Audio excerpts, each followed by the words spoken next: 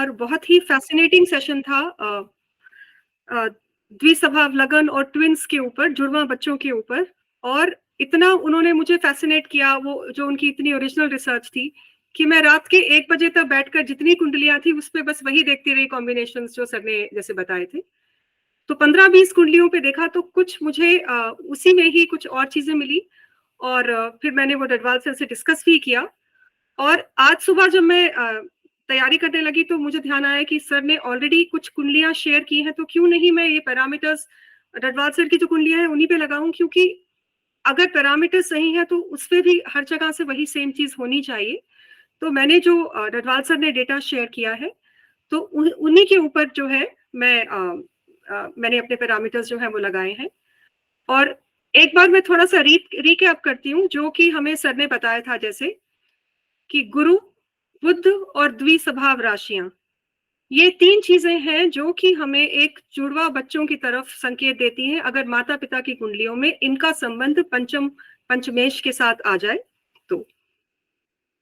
ये गुरुजी ने एक और बड़ी अच्छी बात बताई थी कि जिस भी घर के साथ ये संबंध आएगा वहां पे 2-2 चीजें होने का आपका जो है वो पैरामीटर्स आ जाते हैं। तो इसी बात को ही मैं आगे लेके गई, सिर्फ ये सोच के कि अगर कुंडली बोलनी चाहिए जब भी कोई भी पैरामीटर्स हमारे लगते हैं, तो जैसे हम लगन से पंचम भाव को देखते हैं, वैसे ही हम अगर चंद्रमा से पंचमेश को देखें तो क्या वहां पर भी वही बुध का या गुरु का या फिर द्विस्वभाव राशियों का संबंध आ रहा है? क्या मेरे पुत्र कारक का संबंध भी इन तीनों से बनता है? द्विस्वभाव का संबंध बनता है या फिर चंद्रमा उसका, बुध का और गुरु का? और यही चीज मैंने पुत्र कारक से देखी, मैंने लगन से देखी, चंद्रमा से, और इसके अलावा मैंने ये देखा कि काल पुरुष की कुंडली में जो पंचम भाव है और जो पंचमेश सूर्य है, क्या उनका संबंध भी इन द्विस्वभाव राशियों से आता है? तो हर जगह पे मुझे उसकी पुष्टि मिली। और अब तक मैं कम से कम 30-40 कुंडलियां देख चुकी हूँ, तो 80-90% जो है रिजल्ट उसमें सभी में सही आ रहे हैं। वही मैं आपके साथ आज शेयर करती हूँ। और आपसे भी है कि आप भी उसके बाद जरूर लगा के देखिएगा और जरूर शेयर करिएगा, क्योंकि ये डडवाल सर की ही रिसर्च है, उसी के ही ऊपर मैं शेयर कर रही हूँ। तो अब मैं डेटा शेयर करते हैं। ये आपको नजर आ रहा है?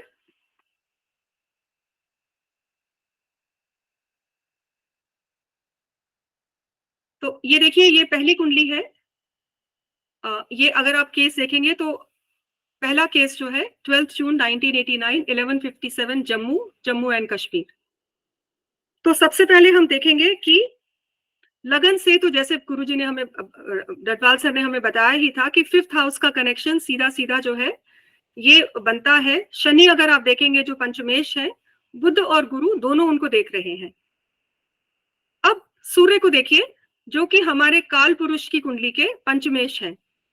तो सूर्य का संबंध भी यहाँ सीधा सीधा बुध और गुरु के साथ नजर आता है। तो यह नजर आ गया कि हाँ ठीक है, काल पुरुष की कुंडली से भी यही संबंध बनता है।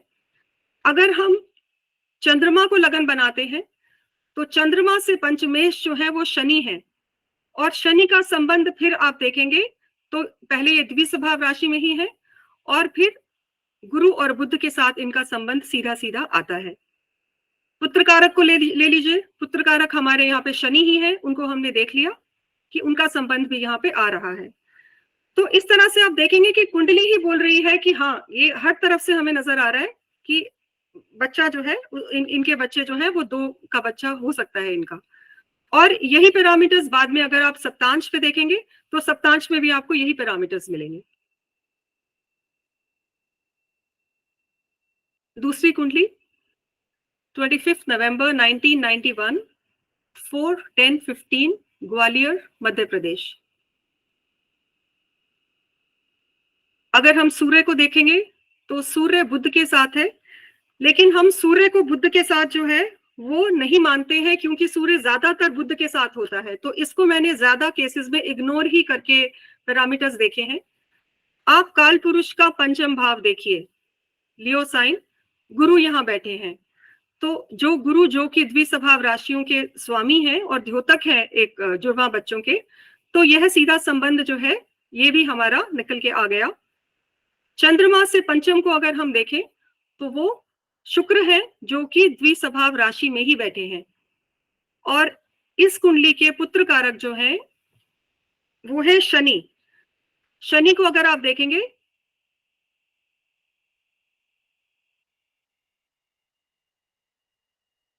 एक सेकेंड, हाँ जी, इसके पुत्र कारक शनि है, और शनि के ऊपर यहाँ पे गुरु और बुध का संबंध जो है नहीं आ रहा था, तो ये भी मैं आपके साथ यहाँ पे सीधा सीधा शेयर कर रही हूँ। अब अगले केस पे जाते हैं। 2 जुलाई 1922, 1448 लखनऊ। इसके अंदर भी अगर हम पहले सूर्य को देखें तो सूर्य जो है वो द्विस्वभाव राशि में ही है, तो सूर्य का संबंध द्विस्वभाव से आ गया। चंद्रमा से अगर हम पंचम को देखें तो पंचम के ऊपर गुरु की दृष्टि है, और इस कुंडली में जो मेरे पुत्र कारक हैं वो, एक सेकेंड,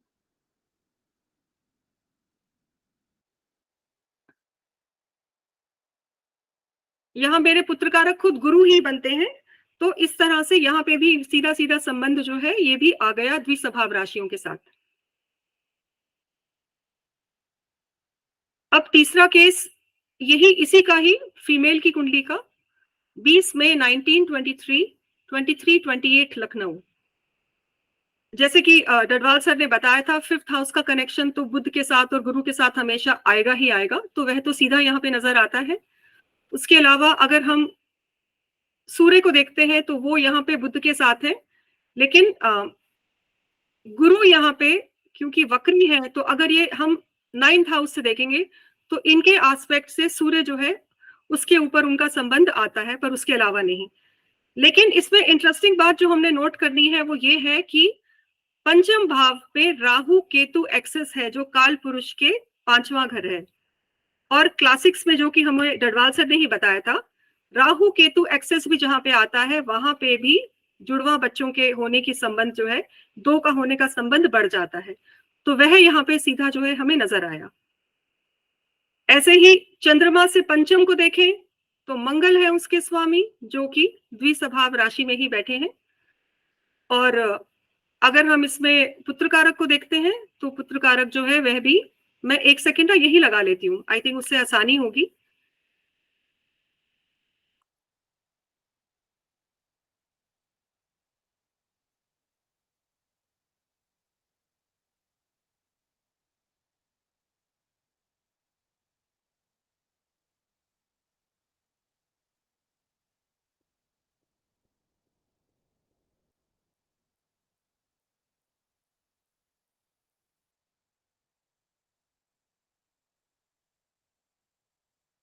तो पुत्र कारक यहाँ पे सूर्य ही है, तो सूर्य का हमने देखा है जैसे कि अगर हम गुरु को वक्री है नवम भाव में लेते हैं तो तब उनके ऊपर सूर्य पे दृष्टि आती है, पर पंचम भाव में राहु केतु एक्सेस जो है ये यहाँ पे सीधा नजर आता है। अगली कुंडली श्री सुरेश भार्गव जी की, पंचमेश शुक्र, यहाँ पे भार्गव जी की कुंडली में अगर आप सूर्य को देखेंगे तो वह बुध के साथ है, और इसके अलावा चंद्रमा से पंचम में द्विस्वभाव राशि है और बुध भी वहां बैठे हैं। पुत्र कारक खुद बुध है जो कि डुअल भाव में ही बैठा है द्विस्वभाव राशि में, तो इस तरह से हर तरह से हमें ये कॉम्बिनेशन जो है वह चलता हुआ नजर आ रहा है। इन्हीं में इनकी जो पत्नी है नीरा भार्गव, अगर हम इनकी कुंडली देखते हैं, पहले लगन से द्वितीय पंचम में देखिए गुरु है, जो कि जैसे हमें पता है कि गुरु जो है वह हमेशा पंचम भाव में एक द्योतक हो जाता है जुड़वा बच्चों का। पर आगे अब हम चंद्रमा से अगर देखें तो चंद्रमा से पंचम में फिर बुध बैठे हैं, और राहु केतु एक्सेस भी आ गया और गुरु भी देख रहे हैं, तो बहुत ही स्ट्रॉन्ग इंडिकेशन देता है जुड़वा बच्चों का। यहाँ पे सूर्य को देखें तो सूर्य के ऊपर बुध के साथ तो है, लेकिन उससे बड़ी बात गुरु की दृष्टि है। तो इस तरह से यहां से भी आ गया। और पुत्र कारक जो है यहाँ पे वह सूर्य ही है, जिनको बुध के साथ है और गुरु देख रहे हैं। तो इस तरह से आप देखिए कि अभी तक हर जगह पे बार बार सेम ही कॉम्बिनेशन हमारे लग रहे हैं। पांचवा केस 6 सितंबर 1973, 1700, बुलंदशहर, उत्तर प्रदेश।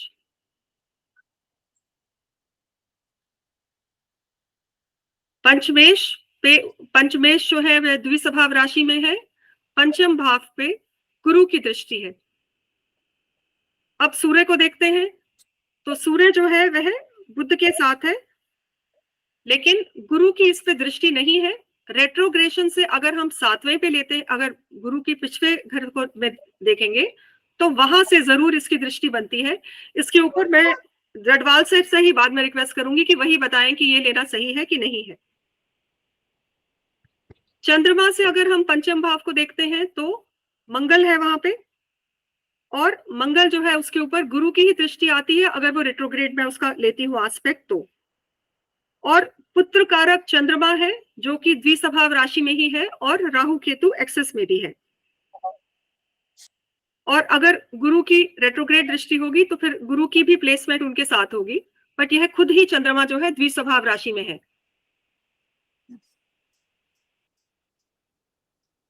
अब इन्हीं की फीमेल का चार्ट लेती हूं मैं, इनकी ही स्पाउस का चार्ट। तो यहाँ पे सूर्य देखिए द्विस्वभाव राशि में ही है और बुध के साथ है। चंद्रमा से पंचम में अगर हम देखेंगे तो वहां पे शनि है, और उसके ऊपर दृष्टि तो नहीं है, पर अगर गुरु का रेट्रोग्रेड लेंगे तभी दृष्टि आएगी, नहीं तो नहीं आएगी। पर अगर चंद्रमा से एक्चुअली आता है, क्योंकि चंद्रमा से पंचमेश खुद चंद्रमा ही है जो कि द्विस्वभाव राशि में ही बैठे हैं, तो यहाँ पे भी सीधा द्विस्वभाव से कनेक्शन इनका बन रहा है। पुत्र कारक बुध है, 1 सेकेंड, पुत्र कारक सूर्य है जो कि द्विस्वभाव राशि में है और बुध के साथ बैठे हैं, तो यह भी सीधा सीधा एक कनेक्शन जो है दे रहा है। छठा केस लेते हैं, 10 अक्टूबर 1946, 2330, वाराणसी, उत्तर प्रदेश। 5th हाउस में गुरु बुध दोनों ही बैठे हैं, और अगर हम सूर्य को देखें तो सूर्य द्विस्वभाव राशि में ही है। इसके अलावा चंद्रमा से अगर हम पंचम को देखते हैं तो वह खुद सूर्य चंद्रमा ही पंचमेश हो जाते हैं चंद्रमा से पंचम में, और वह द्विस्वभाव राशि में ही बैठे हैं। और यहाँ पे पुत्र कारक जो है हमारे, वह स्वयं बुध ही है जो कि गुरु के साथ है और खुद भी द्विस्वभाव राशि के ही मालिक है। तो इस तरह आप देखेंगे तो बार बार हर जगह सभी पैरामीटर्स लग रहे हैं। छठा केस 18 जैन 1947, ये एक्चुअली 12th केस है क्योंकि मैं हस्बैंड वाइफ दोनों के कर रही हूँ। 18 जैन 1947, 231, इलाहाबाद, उत्तर प्रदेश। 5th हाउस द्विस्वभाव राशि, गुरु की दृष्टि, इतने सारे बेनिफिट्स की दृष्टि जो है वो भी इनके ऊपर सीधा जो है यहाँ पड़ रही है। सूर्य को देखें तो बुध के साथ है, बट इसके अलावा यहाँ पे कोई भी दृष्टि यहाँ पे नहीं आती, तो हम ये नहीं मान सकते कि यहाँ पे सूर्य के ऊपर भी द्विस्वभाव का कुछ प्रभाव है। ये कह सकते हैं कि कुंडली के ऊपर बहुत प्रभाव है क्योंकि गुरु लगन में बैठे हैं उसकी वजह से। उसके बाद अगर हम चंद्रमा को लगन बना के देखें तो चंद्रमा से पंचम, चंद्रमा लगन में ही है, तो पंचम में द्विस्वभाव राशि है, गुरु की दृष्टि है, तो यह सीधा निकल के आता है। और पुत्र कारक मंगल है, पुत्र कारक मंगल जो है उनके ऊपर भी कोई भी पुत्र कारक मंगल के ऊपर गुरु की दृष्टि है, ये आप देखिए तो ये सीधा निकल के आ रही है। क्योंकि पुत्र कारक पे हम जेमिनी की दृष्टि देखेंगे तो यहाँ पे गुरु की दृष्टि सीधा इस पे आती है, तो ये कॉम्बिनेशन यहाँ पे भी चल रहा है।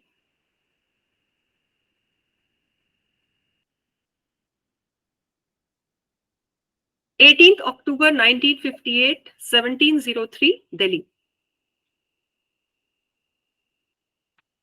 ये केस 7 है। और यहाँ पे अगर आप देखें तो सूर्य जो है अष्टम में है और गुरु और बुध दोनों के साथ है।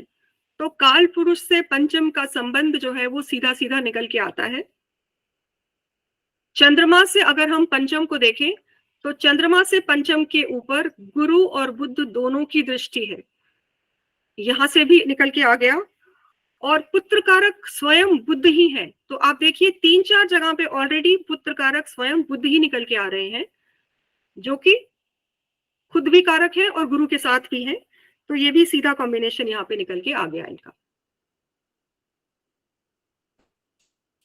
8वां केस 8 मार्च 1978, 3:45 बल्लभगढ़ हरियाणा। यहाँ पे सूर्य को देखें अगर हम तो सूर्य जो है वह उसके ऊपर गुरु की दृष्टि आती है। काल पुरुष का कॉम्बिनेशन हमारा पूरा यहाँ पे लग गया। और चंद्रमा से अगर हम पंचम को देखेंगे तो उसमें खुद गुरु ही विराजमान है। तो चंद्रमा से पंचम का भी हमारा आ जाता है। पुत्र कारक स्वयं गुरु है, जो कि द्विस्वभाव राशि में है और खुद ही पुत्र कारक है। तो यह भी कॉम्बिनेशन इस कुंडली में भी लग गया। ये सारे जो है ये डडवाल सर ने कॉम्बिनेशन, ये सारे कुंडलियां हमसे शेयर की थी। और ये शायद राव सर ने खुद जो है डडवाल सर को दी है, मतलब उनकी किताबों से ही डडवाल सर ने निकाली है ये सारी। केस 9 द्विस्वभाव राशि ही लगन में आ गई। और यहाँ पे अगर हम सूर्य को देखेंगे तो सूर्य जो है उसके ऊपर गुरु की दृष्टि है। चंद्रमा से अगर हम पंचम को देखेंगे तो वह खुद सूर्य है, जिसके ऊपर हमने अभी देखा गुरु की दृष्टि है। पुत्र कारक स्वयं गुरु ही है और वह भी द्विस्वभाव राशि में ही है।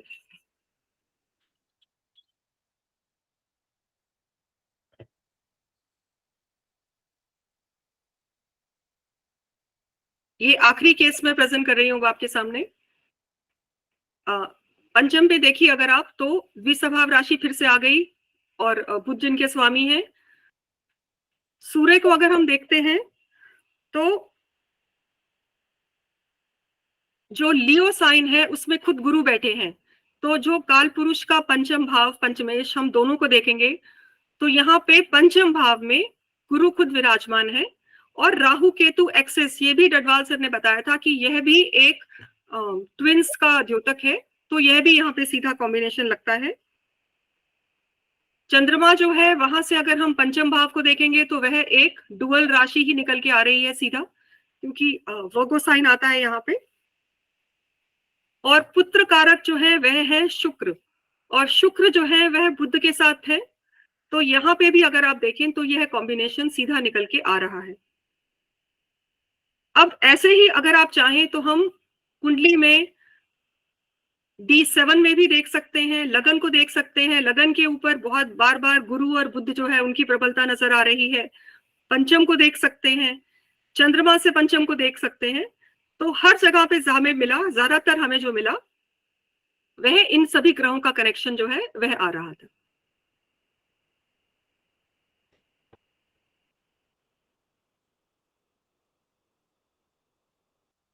तो ऐसे D7 में भी मैंने देखा है, बट मेन चीज यही है कि बार बार कुंडली जो है वह बोलेगी, वह बताएगी हमें कि हाँ यह जो है एक जुड़वा बच्चे की कुंडली है। और इसीलिए सारे पैरामीटर्स में हर जगह से हमें सेम ही चीज जो है वह नजर आएगी, जो पुष्टि करने के लिए हमारे लिए बहुत आसान हो जाएगा। सर आपसे रिक्वेस्ट करूंगी अपने एक्सपर्ट कमेंट दीजिए प्लीज डडवाल सर, आपकी रिसर्च है ये सारी।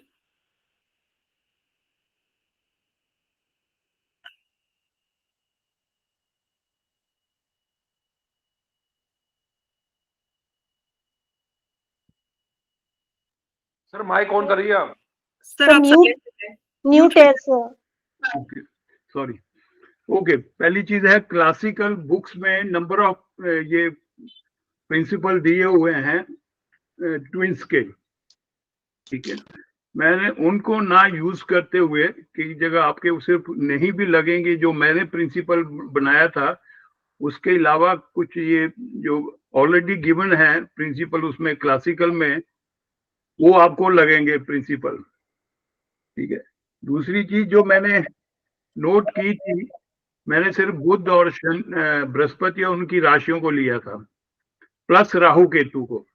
पर ये प्रिंसिपल तभी एप्लीकेबल होगा अगर उसके डिविजनल चार्ट पे भी ये लगे ये प्रिंसिपल। अगर वहां पे नहीं लग रहा है, D1 में ही लग रहा है, तो नहीं आएगा ये सारा। पर सर ये मैंने जो भी कुंडलियां आपको शेयर की हैं उसमें D7 में भी लग रहा है सब में। मैंने तभी सिर्फ, हाँ जी, सिर्फ तभी पॉजिटिव टाइम की वजह से मैंने शेयर नहीं किया। तभी ये आएगा। अगर D7 पे नहीं लगेगा तो मैंने नोट किया है कि आदमी के किसी की भी ऐसा चार्ट है तो उसके एक ही जेंडर के सिर्फ 2 बच्चे हो सकते हैं, ट्विंस नहीं होंगे, बस 2 बच्चे एक ही जेंडर के हो जाएंगे। ये मैंने नोट किया है इसको, ठीक है।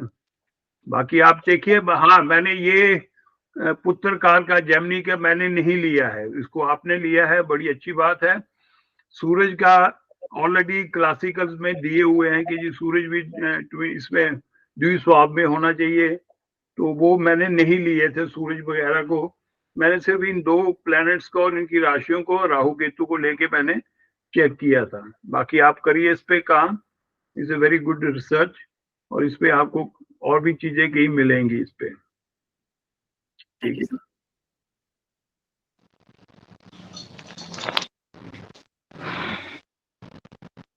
जी, anyone wants to say anything? Sir मैंने भी एक डेटा डाला है, हस्बैंड वाइफ जिनके ट्विंस बच्चे हैं, वो वाला लगा लीजिए, देख लेते हैं उसमें। लगाइए, क्या है, कहाँ है? मदर का है 25 अक्टूबर 89। आभा जी सर। अगर आप मुझे परमिट करो मैं कुछ बोल लूं? जी सर आप बोलिए सर। तो मेरी कुंडली में मेरा पंचमेश जिस स्वभाव में है उसको बृहस्पति देख रहा है। मेरा सूर्य जिस स्वभाव में है वो बृहस्पति के साथ है। मेरे चंद्रमा से पंचमेश स्वयं चंद्रमा है जो द्विस्वभाव में है। हस्बैंड की कुंडली में ट्विंस दिखते हैं, वाइफ की कुंडली में नहीं दिखते। तो ये तो मतलब इसका क्या उत्तर होगा हमारे पास? सर दोनों की कुंडली में होना चाहिए तभी ट्विंस आएंगे। एब्सोल्युटली सर, ये डडवाल सर ने पहले दिन भी कहा था, और मैंने जो भी केसेस अगर डडवाल जी हस्बैंड और वाइफ अलग हैं क्या?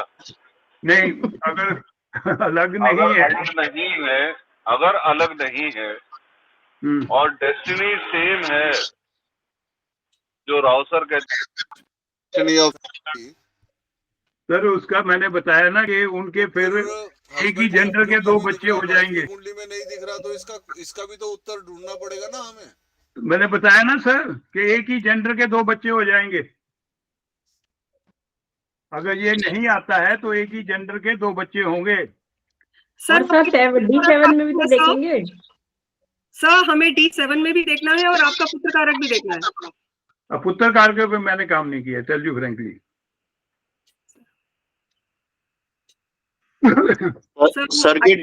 सर के D7 में भी वीनस की दशा थी, और वीनस द्विस्वभाव राशि में 5th हाउस को एस्पेक्ट कर रहा है। जुपिटर भी वीनस को एस्पेक्ट कर रहा है जब सर के बच्चे हुए होंगे।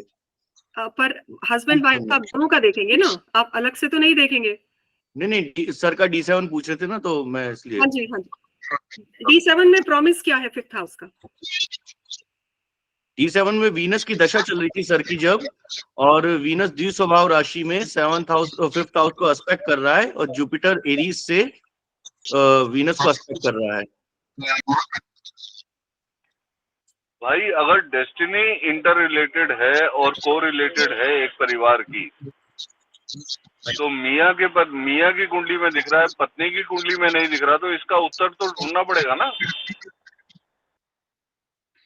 ये फिर आप नहीं, अब यहाँ पे डडवाल जी हम इसका यहाँ पे ये एस्केप नहीं ले सकते कि वाइफ की कुंडली में दिखना चाहिए। दोनों की कुंडली में सर, तभी आएगा ये।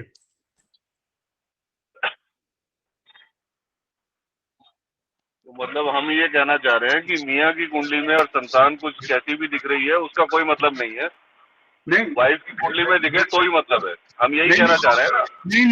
नहीं, अगर आपकी कुंडली में नहीं दिख रहा है, अगर आपके स्पाउस की कुंडली में दिख रहा और है, सूर्य भी द्विस्वभाव राशि में है। अब इससे ज्यादा मैं और क्या कहूँ यार। सर आपका पूरा कारक सर आप वाइफ की कुंडली निकाल भी दे लो दो। मेरी कुंडली तो दुनिया में फैली हुई है, निकाल लो मोनिका, सर मेरे पास नहीं है सर। यहाँ से पूछ लेना। ठीक है सर, तो मैं आपकी कुंडली लेके उसमें ट्राई कर लेती हूँ। सर ये सारे पैरामीटर्स जो मैंने बोले हैं ये D7 में भी लग रहे हैं। सर का आपका पुत्र कारक D7 में मार्स भी है। मैं लगा के देख सकती हूँ। सॉरी, और मार्स सर है सर का पुत्र कारक। मैंने जो कुंडलियां प्रेजेंट की हैं उसमें हस्बैंड वाइफ। मेरा पुत्र कारक जैसे मोहित ने बताया मंगल है, वो भी द्विस्वभाव राशि में है। अच्छा जी, उसको भी बृहस्पति देख रहा है।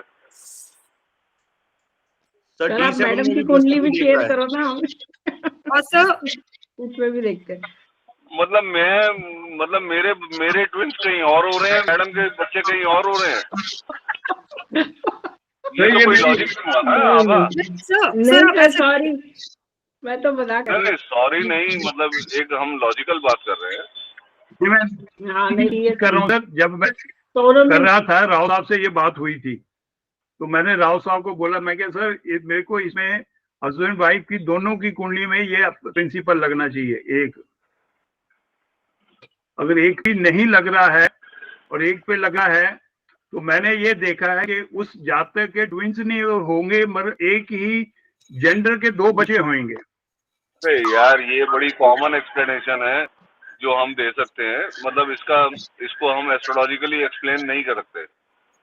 इसको हम ठीक है कॉमनली हम इसको एक्सप्लेन कर सकते हैं। आप ऐसी कुंडलियां इकट्ठियां करिए सर, देखिए जिनके लगता है और जिसकी वाइफ के नहीं, वाइफ के मेरे लगता है। मेरे पास ऑलरेडी है। हम्म। और एक बार आप लोगों से रिक्वेस्ट करूंगा कि जातक तत्वम पढ़ लो, उसमें युग्म जन्म के योग पढ़ लो। हाँ तो मैंने वो दिए हुए हैं सर, इसका क्लासिकल के प्रिंसिपल सारे पहले मैंने किताब में दी, उसमें दिए हैं मैगजीन में। नहीं वो तो तूने अच्छा काम किया, उसमें कोई डाउट नहीं है। ये क्या क्या वो तेरा काम अच्छा है, उसमें कोई डाउट नहीं है। मैं तो क्योंकि मेरी उल्टी खोपड़ी है, मैं तो उल्टे दिमाग से सोचता हूँ। सर हम भी वही करते हैं। मैं सीधा बाद में सोचता हूँ, पहले उल्टा सोचता हूँ। हम भी पहले उल्टा ही कर रहे हैं। ये सारी दुनिया एक साइड पे जा रही है, हम उल्टे चलते हैं।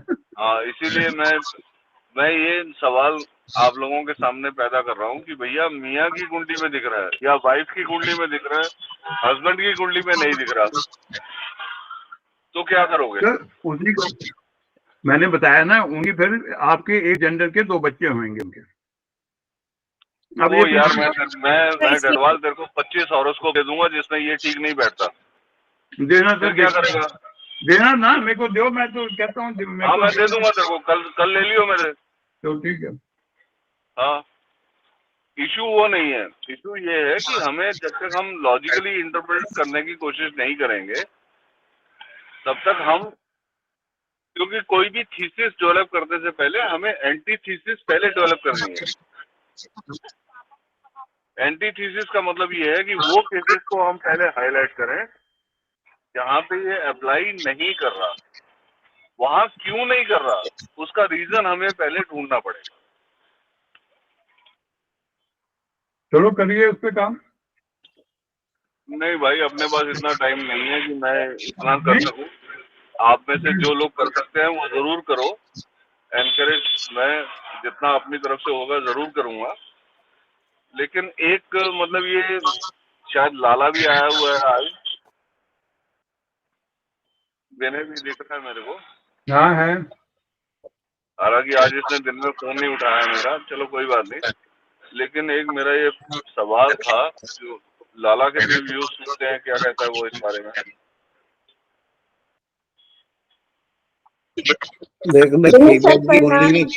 गुलाम जी बल्ला कुंडली में होना ही चाहिए। अब मेरा सवाल नहीं, मैं एक केस बताता हूँ। ऐसे कपल की कुंडली है जिनमें वो बायोलॉजिकल मदर फादर नहीं है और मदर से चाइल्ड हुआ है। अब इसमें कैसे करेंगे, क्या करेंगे? हालांकि ट्विन हुए लेकिन चाइल्ड हुआ है, यस सर। बायोलॉजिकल नहीं है दोनों।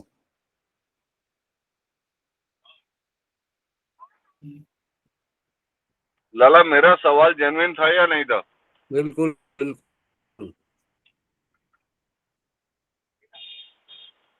देखो फीमेल में तो होना ही चाहिए हर हालत में, बाकी मेल कुंडली में होती तो ट्विंस होंगे।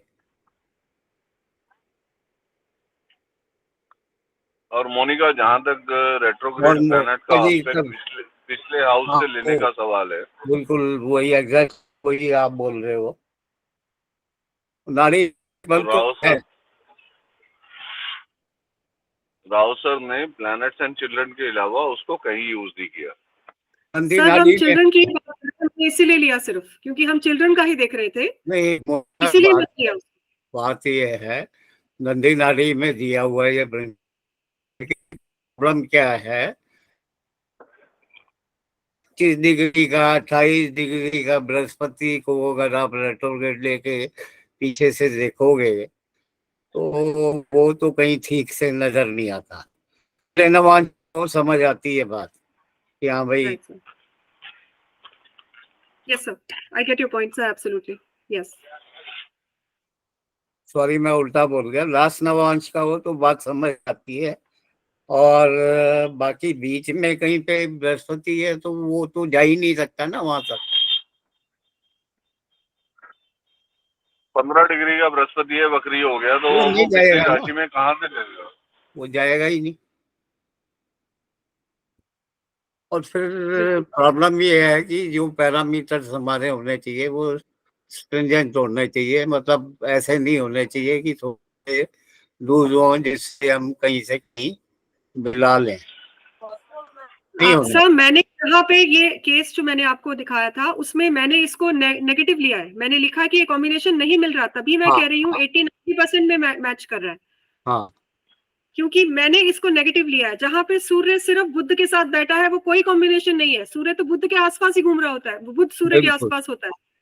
तो सर ये मैंने बोला है रेट्रोग्रेड में ले सकते हैं, बट आप अगर मैं आपको ये दिखाऊं अपना, ये देखिए जो मैंने जो यहाँ टिक लगाए हैं मैंने उसको पूरा क्रॉस लगाया, देखिए आप, ये पूरा क्वेश्चन मार्क लगा के मैंने इसको नहीं लिया हुआ। नहीं इसके मोनिका, तुमने 90 आ sorry to interrupt you, but तुमने जो किया वो ऑनेस्टली किया, वो अप्रिशिएबल है। और सन मरकरी तो नेचुरली 28 डिग्री से ज्यादा एक दूसरे से अलग होंगे नहीं, यस सर, तो वो भी बात समझ में आती है। और अनफॉर्चुनेटली अगर 7 बजे शुरू किया होता तो शायद मैं घर के अंदर पजामे में बैठा होता, लेकिन अभी तो मैं गाड़ी में ही बैठा हूँ, तुमसे बात कर रहा हूँ। लेकिन मुझे लगा कि चलो नहीं, लास्ट क्लास जया की जो प्रेजेंटेशन थी, because I was in Ambala so I could not attend unfortunately. कर सकता था मैं, अगर मुझे याद आ जाता रास्ते में मोबाइल ऑन कर लेता, हाँ जी, लेकिन past is past. Still there are many issues which we will have to address. Absolutely I agree.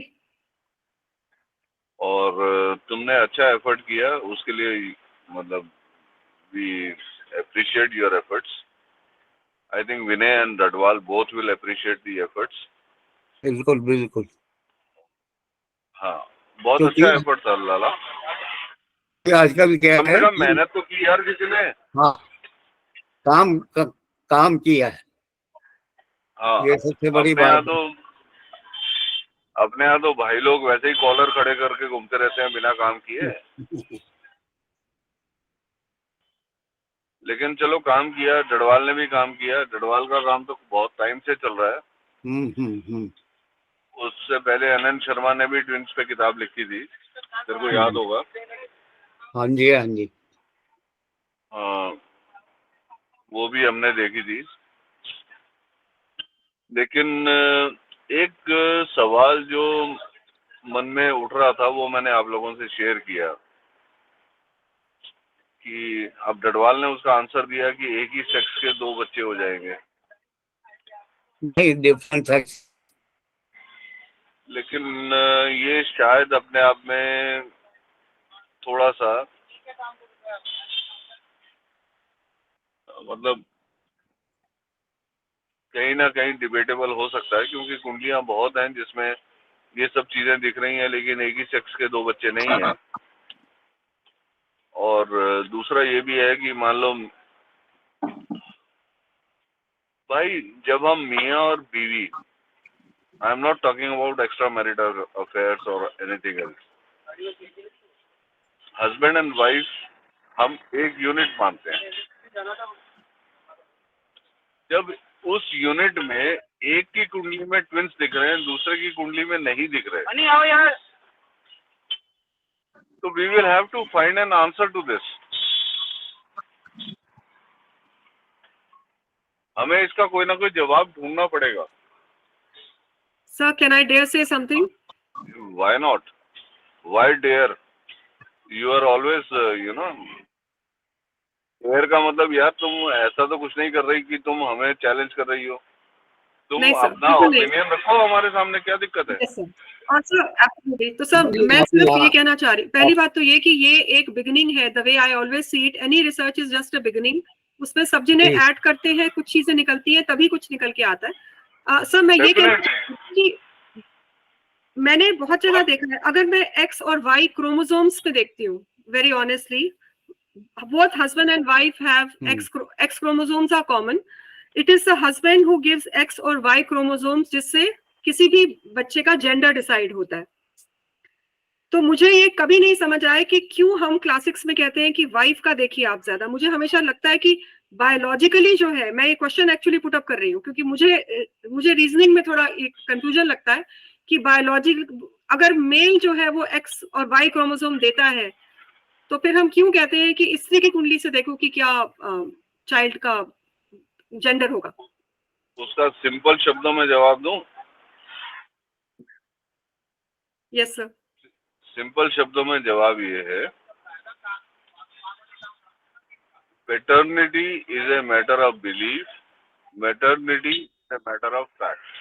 Sir, anything except that, sir, please. It is India. This is India, sir.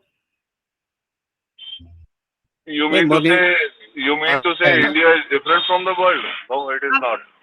Yes, sir. Sir, I think the morality and all is हमारे जो संस्कार हैं उसको हम ज्यादा पालन उसका करते हैं भारत में बाकी देशों के मुकाबले, जो मुझे लगता है। आउटवर्डली हम लोग करते हैं, लेकिन तुम्हें अगर एक यूके की एक मिल्कमैन थ्योरी है, उसको पढ़ लेना कभी, तुम्हें जवाब मिल जाएगा।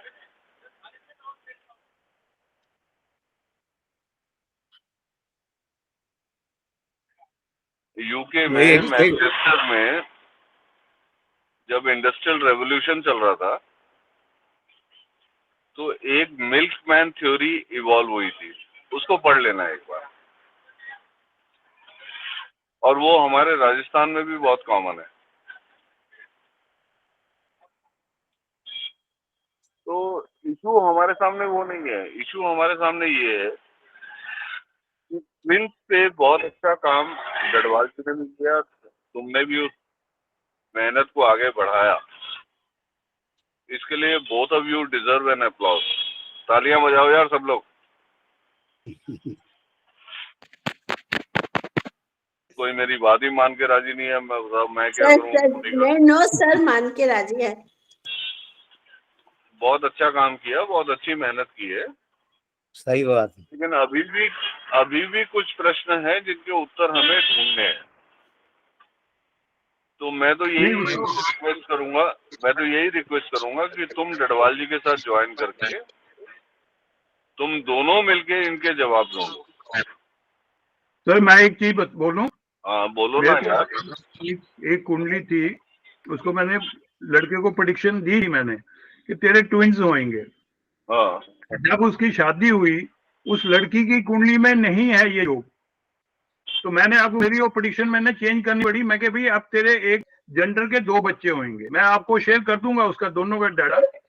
ये मैं I am just waiting for उनके बच्चे कब होंगे, क्योंकि शादी अभी पिछले साल ही हुई है। ठीक है, तो I will let you know भाई कि क्या हुआ उनकी लाइफ में। अब उसके लिए आप करना अरे क्यों नहीं हुए? अब मुझे निकलना ही पड़ेगा, नहीं तो कर्फ्यू ऑर्डर जारी हो गया है। अब मैं सिर्फ एक एग्जांपल दे रहा हूँ, मैं सिर्फ एक एग्जांपल देख के बंद करूंगा। वो एग्जांपल ये है कि सारे दिल्ली के डॉक्टर ने बोला कि ट्विंस होंगे, और हाँ, कॉलोनी के बाहर जहाँ मैं दिल्ली में रहता था, सेवा नगर में, वो पंडित जी थे अयोध्या के, हाथ देखते थे और उन्होंने कहा कि कोई ट्विन नहीं होंगे, डॉक्टर सब बेवकूफ हैं, संडे के दिन सुबह 9:18 से पहले बेटे का जन्म होगा, और हुआ भी यही।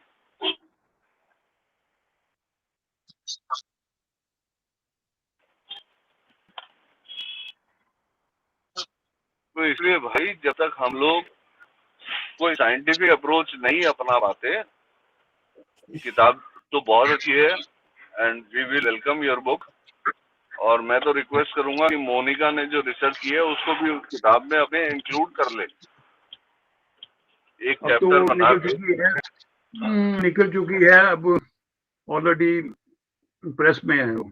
कोई बात नहीं, जब उसका सेकंड वॉल्यूम निकले हाँ फिर देख लेंगे, फिर मोनिका को दे देंगे क्योंकि सेकंड वॉल्यूम में, हाँ सेकंड वॉल्यूम में ऐड कर लियो। ओके ओके, पर उनके लिए इनको फिर मेरी ऑल द बेस्ट। वो कुंडलियां नहीं लेनी पड़ेंगी जो ऑलरेडी ली हुई है, इनको फिर और निकालनी पड़ेंगी कुंडलियां। सर मैंने शेयर करते अलग ना से आपस में, आपस में शेयर कर लो। ओके ओके ओके, चलो all the best. Okay sir bye bye. चलो सभी को Radhe Radhe. Radhe Radhe ji, bye bye. Radhe Radhe Radhe Radhe. Radhe Radhe, bye bye, take care.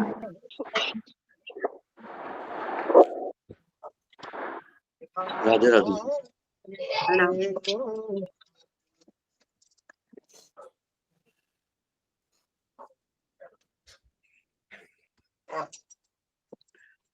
खुशी जी, हेलो। मोदी का सवाल जो था ना जी, उसमें यस सर। जेंडर तो मेल से ही डिसाइड होता है, और सवाल ये है कि एक्चुअल में प्रेगनेंसी फीमेल में होती है, इसलिए फीमेल के लिए बोला गया उसमें, लेकिन जेंडर मेल से ही डिसाइड होता है, ये पता है। Yes sir. सर मुझे याद है कि एक बार ऐसे हुआ था कि मुझे बहुत लोगों ने बोला था कि मेरे एक कुंडली में लड़की जरूर होगी, पर मेरे लड़की नहीं है, मेरे 2 जी। लड़के हैं। और फिर मुझे यही समझ आया कुंडली देख के कि मेरे हस्बैंड की कुंडली में लड़की का योग नहीं है, इसीलिए नहीं हुई। मैं इसलिए पूछती हूँ कि सब क्यों करते हैं, क्योंकि मेरी अपनी कुल केस में ये मैंने देखा है। जी, बाकी काफी हो रहे हैं, और गवर्नमेंट ने भी क्या कहते हैं अलाउ कर दिया है अब कि जो एग्स हैं फीमेल के वो शेयर किए जा सकते हैं फैमिली में। पहले तो नहीं था, पहले तो चोरी छिपे हो रहा था जो भी काम हो रहा था।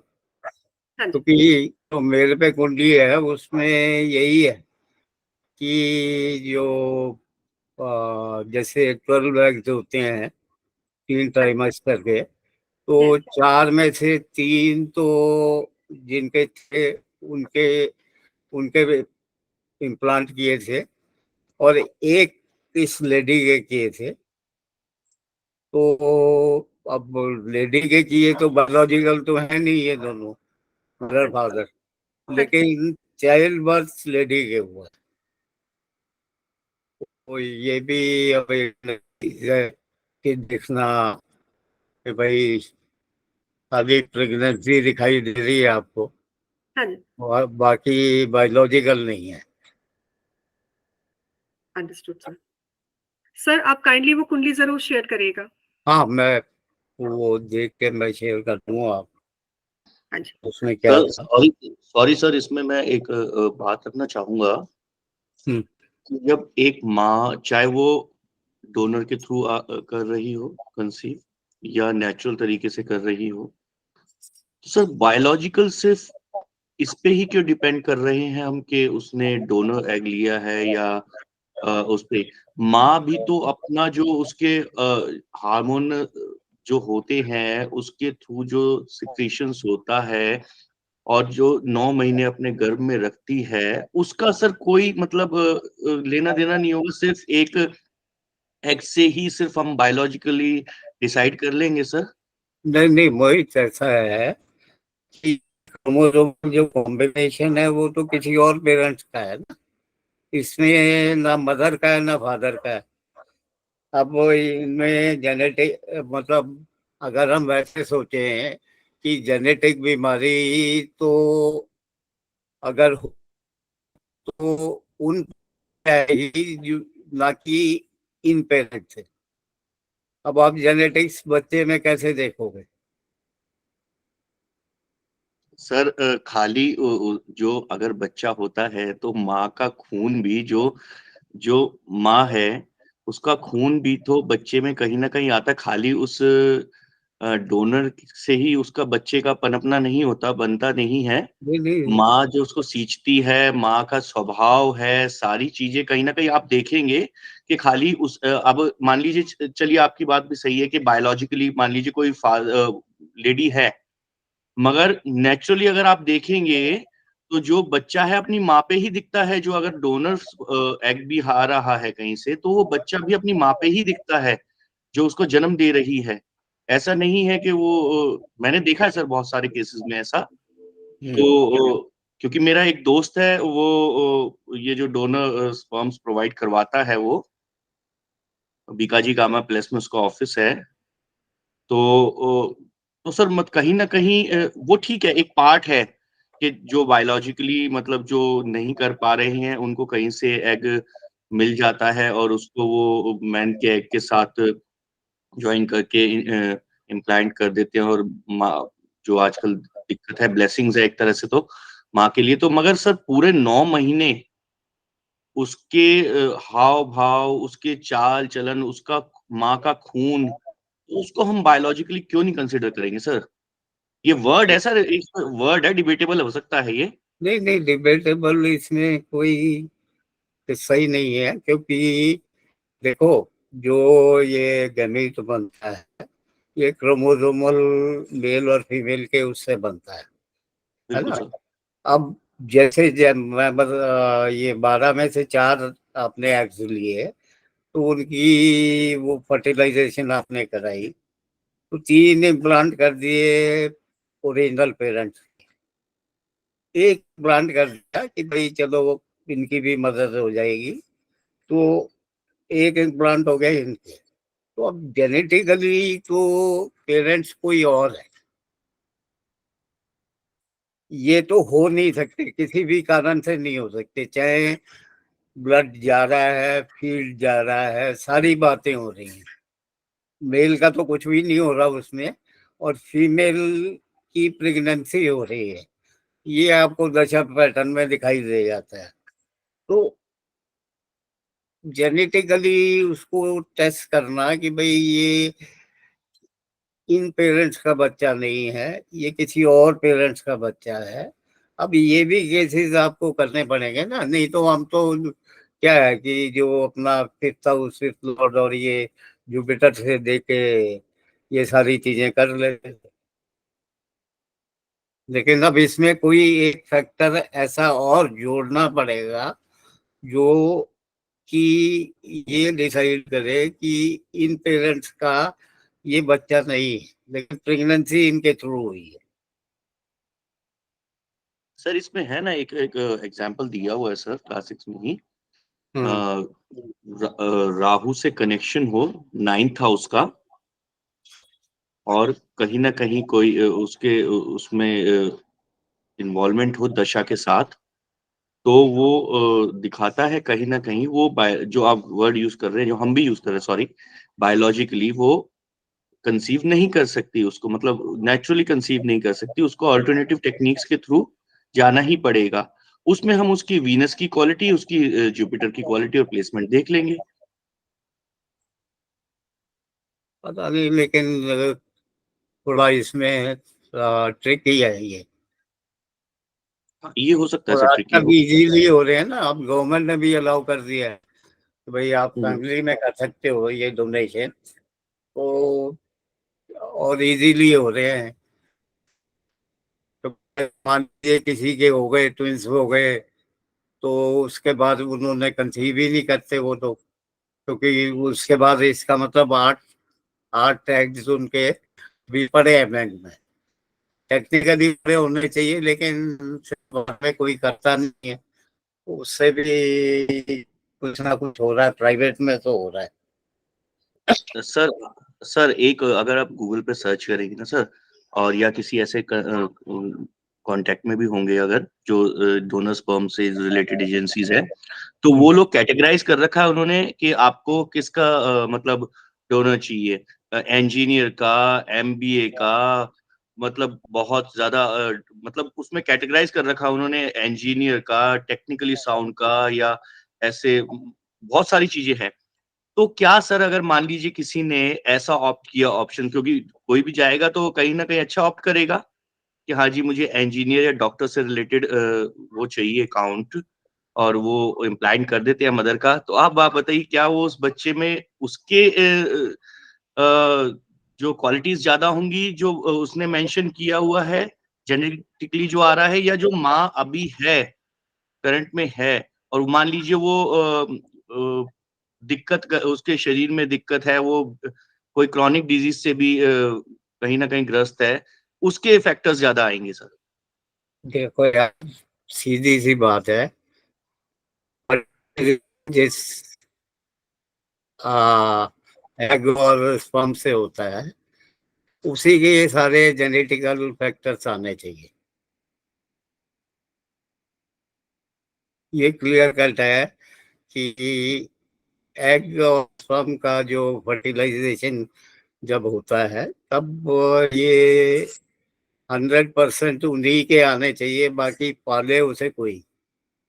सरोगेसी से भी हो रहे हैं, वैसे भी हो रहे हैं। तो अब जैसे शाहरुख खान का बच्चा छोटा वाला, तो अब्राहम जो है, अब वो आईवीएफ से ही है, मतलब वो गौरी से नहीं है, ठीक है, लेकिन फर्टिलाइजेशन इन दोनों का है,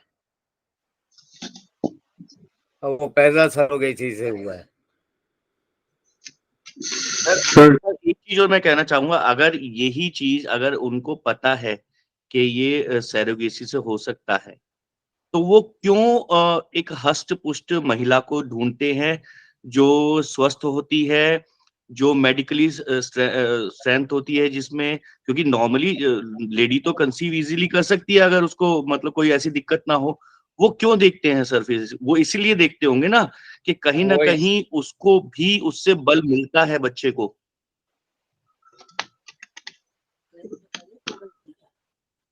बच्चे को देखो, फीडिंग और सेफ उसको पालने के लिए जो प्रेगनेंसी में है, इसीलिए मदर को देखते हैं कि भाई उसके साथ कोई इशू ना बन जाए, इसलिए देखते हैं। अदरवाइज तो खुद बाकी अब गौरी खान को कोई तकलीफ थोड़ी ना थी, लेकिन ये लोग अपनी फिगर पे, कोई फिगर पे है, कोई किसी चीज, ऑब्वियस कई रीजन। सर मेरा क्वेश्चन ये था कि सॉरी खुशी जी, 1 मिनट और ले लेता हूँ मैं, एक क्वेश्चन और फिर आप कंटिन्यू करिए प्लीज। सर मेरा कहने का मतलब ये है कि उसके लिए हष्ट पुष्ट महिला देखने की, जब हम कहते हैं कि एक एग के थ्रू ही होना है, उससे ही सब कुछ है बायोलॉजिकली। तो आप देखेंगे पतली लेडी भी बहुत अच्छी तरह से कंसीव करके इजीली प्रेगनेंसी को डिलीवर कर देती है, और जो है हष्ट पुष्ट हो तो भी कर देती है। तो उसके लिए हर कोई जो जाता है, जो सरोगेसी के लिए ऑप्ट करता है, वो हमेशा ये डिमांड क्यों करता है कि हष्ट पुष्ट ही हो या उसके थ्रू ही हो? क्योंकि वो इसलिए डिमांड करता है, तो कहीं ना कहीं उससे बच्चे को स्ट्रेंथ मिलती है। साउंड हेल्थ के जो आपके रूल्स हैं वो ही हर जना चाहता है कि भाई जो भी मेरे बच्चे को प्रेगनेंसी के दौरान पाल रहे हैं, वो उनको कोई ऐसी बीमारी ना हो जो बच्चे में आ जाए किसी वजह से, और या उसको पालने में कोई दिक्कत हो या अबॉर्शन हो जाए उसका। तो इसलिए ये साउंड हेल्थ वाली ढूंढते हैं, और कोई।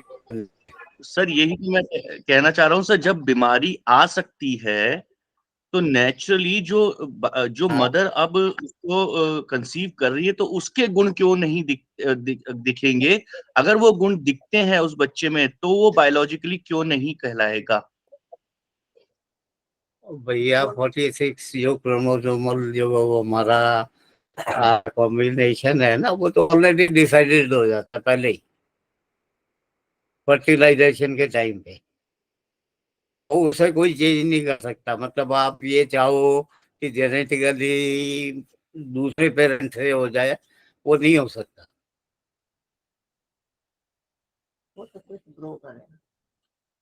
वो तो खाली एक तरीके से ग्रोअर है। जो फीमेल सरोगेसी बनी है वो ग्रोअर है, मतलब वो उतने दौरान में प्रेगनेंसी के लिए उसको रख के पालती है, जब बच्चा हो जाता है तो वो आपको दे देती।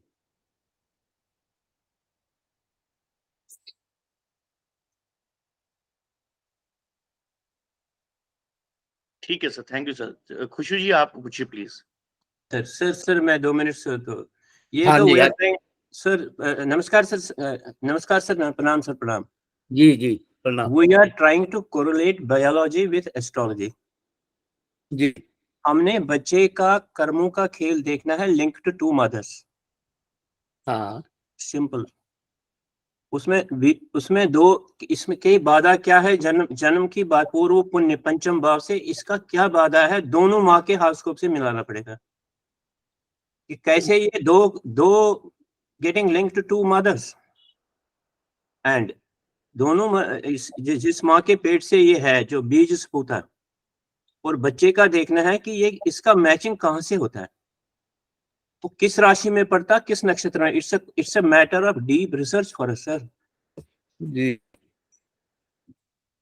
This is my opinion about it. हाँ, नहीं कई केसेस में है कि आपने सिर्फ टैग लिया है और मेल स्पर्म आपने नेक्स्ट पेरेंट के लिए, तो उसमें तो ये पॉसिबल है। लेकिन जहाँ पे ऑलरेडी पहले फर्टिलाइज एग है आपका, वहाँ पे तो आपको पता ही नहीं लग सकता कि ये वाले पेरेंट नहीं है उसके। मतलब कुछ और फैक्टर ढूंढने पड़ेंगे आपको इसके अलावा, पंचम पंचमेश और जुपिटर के भी ढूंढना पड़ेगा कि इसमें क्या कोई के आता है, क्योंकि सर आजकल इसका आईवीएफ एग्जांपल वाले केस काफी हो। सर इसका एग्जाम्पल वाल्मीकि रामायण में मेंशन है ऑलरेडी कि दशरथ जी अगर जी देखा जाए तो बायोलॉजिकली वो फादर नहीं थे श्री रामचंद्र जी के, जी अगर देखा जाए तो। और उनकी मदर्स थी बायोलॉजिकली मदर, तीनों के कई, और मतलब चारों बच्चों की। तो मगर फिर भी जो गुण आए वो उनके जो डेस्टिनी में चला आता था, उनके लीनेज में चला आ रहा था, श्री रामचंद्र जी में वही गुण आए।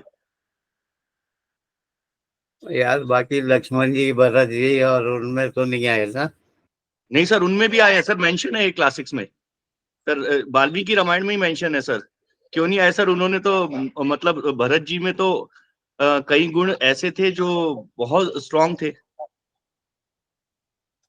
नहीं, दशरथ जी के जो गुण थे उनसे ज्यादा स्ट्रांग उनके बच्चों में थे।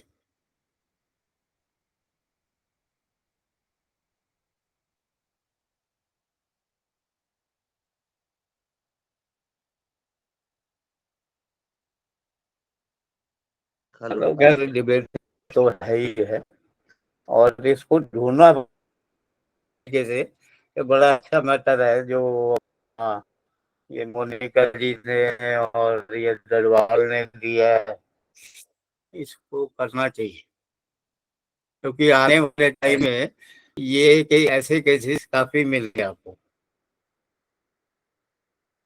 सर IVF केसेस में काफी ट्विंस हो जाते हैं। जी, IVF से हो ही रहे हैं ना, क्योंकि देखिए जो नॉर्मली कराते हैं तो वो तो 4 फर्टिलाइज एग से करा रहे हैं, अब उसमें से 1-2 जिंदा रह पाते हैं तो हो जाते हैं उसमें। अब जैसे फराह खान के 3 बच्चे हैं, अब वो IVF से है, आप वैसे ही देख के बता सकते हैं कि ये IVF वाला है। हाँ जी, yes sir.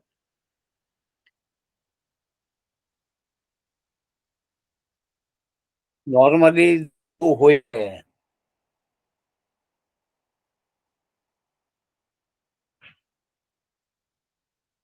Yes, sir, absolutely, sir. Sir, anything else you would like to add? Anything else you would like to you feel कि कुछ हमने मिस किया है, कुछ और इसमें जो हमें देखना चाहिए? नहीं, बिल्कुल देखना चाहिए। मोनिका, प्रॉब्लम क्या है कि इस जेनेटिक्स से नहीं जोड़ेंगे, जो पाठक जी कह रहे थे और फीमेल वाली बात, जब तक जेनेटिक्स से नहीं जोड़ेंगे, आप B12 से नहीं जोड़ेंगे, तब तक हाँ जी। थोड़ा मुश्किल हो जाएगा। अच्छा जी सर, तो D12 से हमें जोड़ना है उसको, बेसिकली आप ये बोल रहे हैं? हाँ, मदर अच्छा जी। फादर को, पेरेंट्स का जो चार्ट है आपका, हाँ जी। उसमें आपको जेनेटिक्स के फैक्टर्स मिलेंगे, और D1 में तो खैर मिलेगा ही मिलेगा कुछ ना कुछ अलग। डन सर, ठीक है सर, मैं इसको देखूंगी सर, जरूर। जी, thank you so much sir, thank you for your guidance. Kusuti, I am sorry, I think आपका मिस हो गया सारा।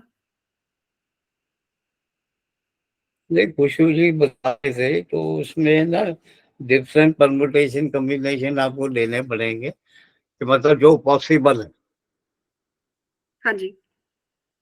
है ना। जैसे एक तो सरोगेसी पॉसिबल है, एक जो ओरिजिनल पेरेंट्स के हो रहा है, एक्चुअल में वो भी सरोगेसी है, तो उसमें क्या है कि मदर के प्रेगनेंसी वाली दशा तो मिलेगी हर हालत में, क्योंकि मदर को बचा हो रहा है, तो ये सारे ऐसे केसेस बनाने पड़ेंगे, और उससे काफी आपको ये चीजें जुड़ के आएंगी। अब जुपिटर में प्रॉब्लम ये है ना कि संतान का भी वो कारक है, एडिशन का भी वो कारक है, तो जुपिटर के अंदर थोड़ी दिक्कत आ जाती है कि दोनों जगह वो काम करता है। Yes sir. जैसे कैंसर में भी काम करता, मतलब जहाँ अच्छे कर रहा है बच्चों के केस में अच्छा काम कर रहा है, अब कैंसर में भी उसका रोल आ जाता है, क्योंकि अनलिमिटेड ग्रोथ वही दे रहा है, जुपिटर ही दे रहा है आपका, 11th लॉर्ड दे रहा है, तो ये सारी चीजें करनी तो पड़ेंगी। Done sir, definitely I do that. हाँ, मतलब आप ये देखो कोई एक्स्ट्रा फैक्टर आपको मिल रहा है या नहीं मिल रहा है। हाँ जी। एक तो वो 9th लॉर्ड से कोई कनेक्शन बन रहा है या नहीं बन रहा है, 9th हाउस 9th लॉर्ड से कोई कनेक्शन बन रहा है या नहीं बन रहा है, एक ये सर, है। हाँ जी सर, मैंने ना एक्चुअली 9th हाउस से देखा था, क्योंकि आप बिल्कुल ठीक कह रहे हैं कि मैंने देखा था कि अगर अभी बच्चे ट्विंस हो रहे हैं तो वो फिफ्थ फ्रॉम फिफ्थ पे भी इम्पैक्ट आना चाहिए। और सर वहां पे भी मुझे मिला वो, आई थिंक 60-70% केसेस में मिला है मुझे। पर मुझे लगा कि वो मैं शायद इसको रिसर्च को बहुत ज्यादा खींच रही हूँ, मैंने इसीलिए उसको छोड़ दिया सर। नहीं नहीं, वो एक्चुअल में क्या है ना, वही मैं बता रहा हूँ कि जो चाइल्ड बर्थ के केस में हाँ जी। वहाँ 9th आउट हो जाता है, 5th फ्रॉम 5th। हाँ जी। लेकिन इवन अदरवाइज आपका कोई भी काम बिना उसके हो नहीं सकता, जो एडिशनली होना है उसके बिना से नहीं हो सकता आपका कोई भी काम। Yes sir, yes. Positive negative जो भी है, हाँ जी। 9th हाउस की आपको परमिशन मिलेगी, then only you can have a ये एडिशनल फैक्टर, जिनके बर्थ नहीं हो रहे हैं हाँ उनके जी बर्थ हो जाए। सर, क्योंकि मैं जहाँ पे भी मतलब मैंने जो भी केस लगाए हैं, अगर मैं आपके सामने भी शेयर करूंगी तो आप देखेंगे हर एक में 9th में भी लगता है। पर फिर मुझे वही लगा कि मैं शायद इसको जस्टिफाई करने के लिए ऐड कर रही नहीं, खींच नहीं रही हैं आप हूँ। उसमें, अच्छा। क्योंकि हर हर केस में, बच्चों के अलावा भी केस में हाँ जी। वो 9th हाउस का रिलेशनशिप आएगी। जैसे एब्सोल्युटली। रेमेडियल भी है ना, रेमेडियल भी है, उसके बिना रेमेडी भी काम नहीं करती। हाँ जी, हाँ जी सर। तो सर मैं उसको ऐड कर लूंगी, क्योंकि वो भी सारे केसेस में आ रहा था, ड्यूअल में भी आ रहा था और उसमें हाँ, भी आ रहा था। उसको ऐड कर लेना 9th वाले को। अब वो हाँ जी। बस में मीटर भी आ जाता है, 9th 5 फ्रॉम 5 आ जाता है, तो ये थोड़ी सी प्रॉब्लम है। सर क्योंकि मैं अगर पंचम और नवम ले रही हूँ, दोनों लूंगी, तो मुझे आइडियली लगन भी लेना चाहिए, खासकर D7 का लगन तो लेना ही चाहिए मुझे। हाँ, D7 का लगन और 5th हाउस तो लेना ही चाहिए आप, बिल्कुल 100% सर। प्लस अपने पैरामीटर जो कि D1 में आपने लिए हैं। सर मैंने आज कुछ पैरामीटर्स शेयर किए, जो मैंने डडवाल सर के साथ शेयर करे हैं, वो ज्यादा पैरामीटर्स शेयर करें, क्योंकि वो सारे मैच हो रहे थे। बट आई थॉट कि बहुत सारे एक साथ शेयर करूंगी तो वो कंफ्यूजिंग हो जाएगा क्लास। हाँ हाँ हाँ, नहीं बट सर अच्छा है आप ये दोनों थैंक यू कर सो रहे हैं। Much for confirming about 9th house. हाँ जी। Sir I am saying thank you for confirming about 9th house, क्योंकि हाँ, 1, 5, 9 तीनों देखे थे एक्चुअली। 1, 5, 9 तो तीनों अलग है ना, बाकी जो आपके आ, गुण गुण है उनसे धर्म का ये जो 159 है ये बिल्कुल अलग है। बाकी आपको अर्थ के लिए या मोक्ष के लिए काम त्रिकोण की जरूरत पड़ती है, तो बिना उसके वो होते नहीं है। तो वहाँ वो 3 के लिए तो काम त्रिकोण इम्पोर्टेंट है, लेकिन अच्छा। 159 में 159 में बाकी 3 की जरूरत नहीं है आपको। ये अच्छा। जो धर्म त्रिकोण है आपका 159 हाँ जी। is independent of other 3, whereas Earth Trikon and Moksha Trikon is depend on the Kam Trikon. Sir I remember when you had your first class with us, आपने हमें तब बताया था कि शुक्र का पीड़ित होना जरूरी है अगर आप मोक्ष की तरफ जाना चाहते हैं तो। शुक्र का पीड़ित होना जरूरी है। सर आपने कहा था कि आपने हमें कुछ रिसर्च दी थी पहली क्लास में, और आपने कहा था कि आप मतलब आप मोक्ष के मार्ग पे जब जाएंगे तो उसके लिए आप देखेंगे तो आपकी कुंडली में शुक्र जरूर पीड़ित होगा। पता नहीं, शायद या तो मैं उस समय उल्टा क्या गया हूँ।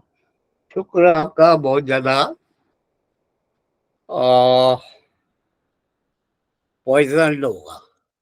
अगर पॉइजन होगा then it will be Venus will be blossom towards the spirituality. Okay sir. हाँ जी। क्योंकि आप ये देखिए, अगर देखेंगे वीनस एंड मार्स, इसके बारे में नेगेटिव इंफॉर्मेशन ही है ग्रंथों में So and they are the only two planets which gets exalted in the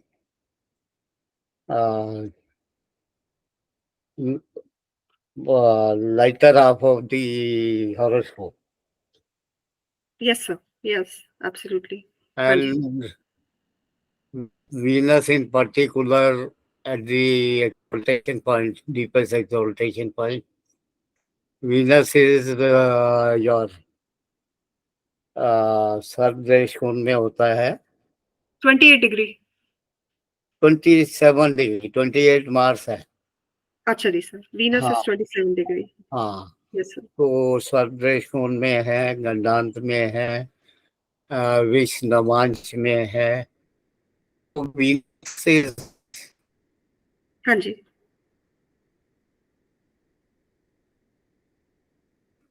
total blossom planet is poisonous.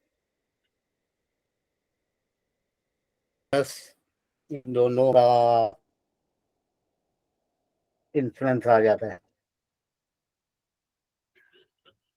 अच्छा जी सर तो शुक्र को योगी अगर बनाना है किसी को भी देखिए महात्मा है धर्मात्मा है तो फर्स्ट इज धर्मात्मा देन महात्मा एंड देन योगात्मा final so final soul should have a very good Venus but it should be poisoned Venus कहीं ना कहीं उसका पॉइजन से संबंध होना चाहिए लाइक राहु केतु है इनके संबंध आ जाता है तो हो जाते हैं सर्वदेश कोण है कृष्णवंश है ये सारी चीजें आने पे शुक्र जैसे कमल का फूल खिल जाता है ऐसे ही शुक्र खिल जाता है अच्छा सर एक मैंने देखा था शुक्र भरनी नक्षत्र में बहुत बहुत तंग करता है मतलब जिनकी कुंडली में है उनका जीवन काफी अजीबोगरीब सा रहा सर मेरे पास जितने भी केसेस हैं अच्छा एक तो उनके बच्चे हो गए थे सर एक तो हिटलर है सर ये छोड़ दो ये बच्चों की कुंडली अच्छा सर मैंने बच्चों के हिसाब से नहीं देखा वेरी ऑनेस्टली क्योंकि मेरे को जो मिले थे सारे बहुत फेमस लोग मिले थे और 6-7 मिले थे बट मैंने आप सही कह रहे हैं सर मैंने वो दृष्टिकोण से नहीं देखा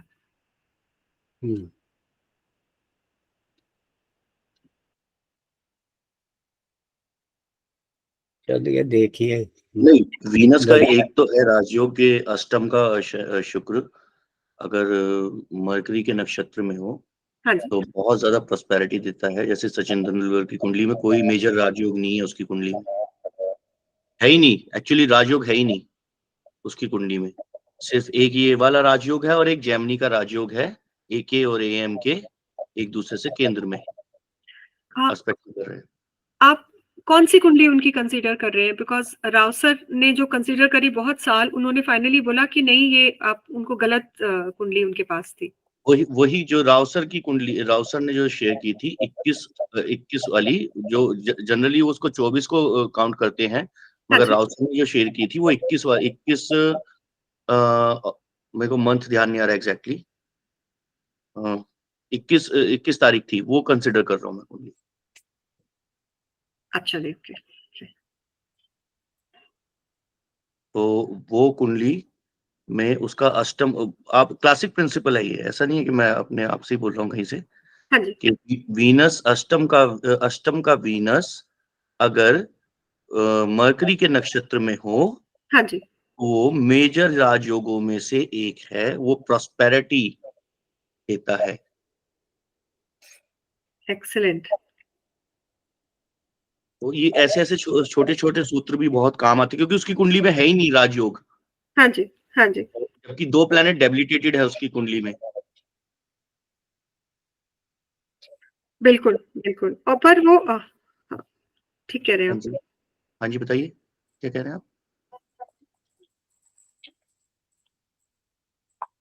2 प्लैनेट डेबिलिटेटेड है उसकी कुंडली में 3 डेबिलिटेटेड है ना moon moon mercury Jupiter debilitated है और मार्स और सन एक्सॉल्टेड है।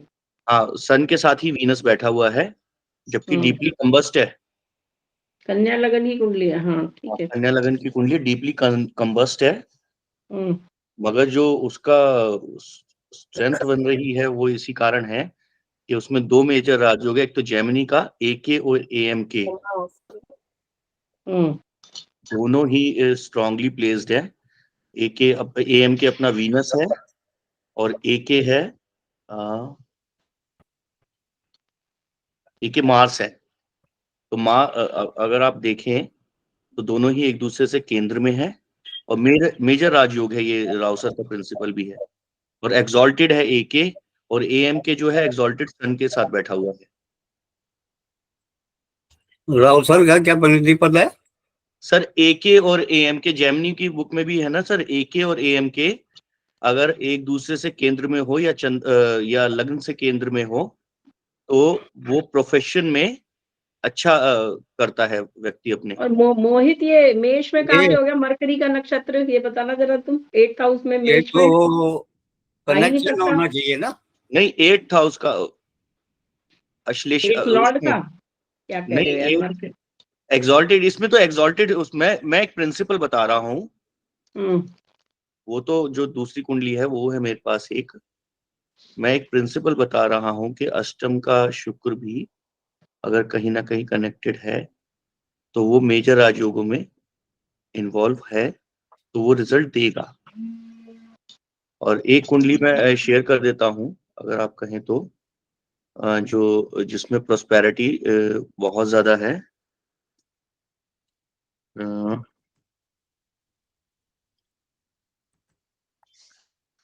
हाँ जी, जरूर जरूर।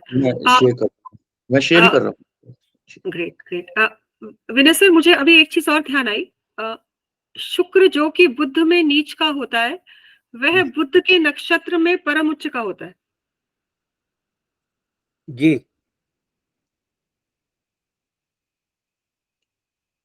ये कुंडली देख लीजिए आप, दिख रही है आपको सबको?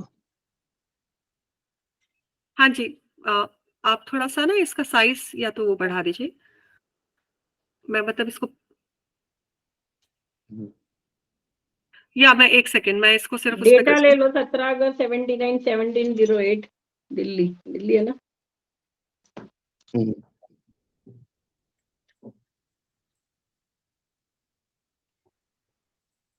अच्छा, 17 अगस्त 1979, टाइम 17:08 आप कर लीजिए प्लीज, आप शेयर कर दीजिए। अच्छा जी, ओके।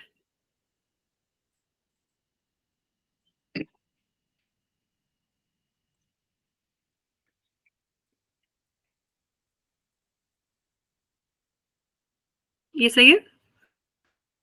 शेयर कर दीजिए आप, मैं दिख नहीं रहा। हाँ जी, 17 अगस्त 1979 1708। हाँ जी, 70 बिल्कुल सही है ये 29 डिग्री की है, 2908। ये आपने लगन शुद्धि कर ली ना इनकी? हाँ कर रखी है इसके लिए। अच्छा जी, अच्छा जी। इसमें AK और AMK दोनों ही एक साथ बैठे हुए हैं, that is itself is a Rajyog, Jupiter और वीनस। हाँ जी।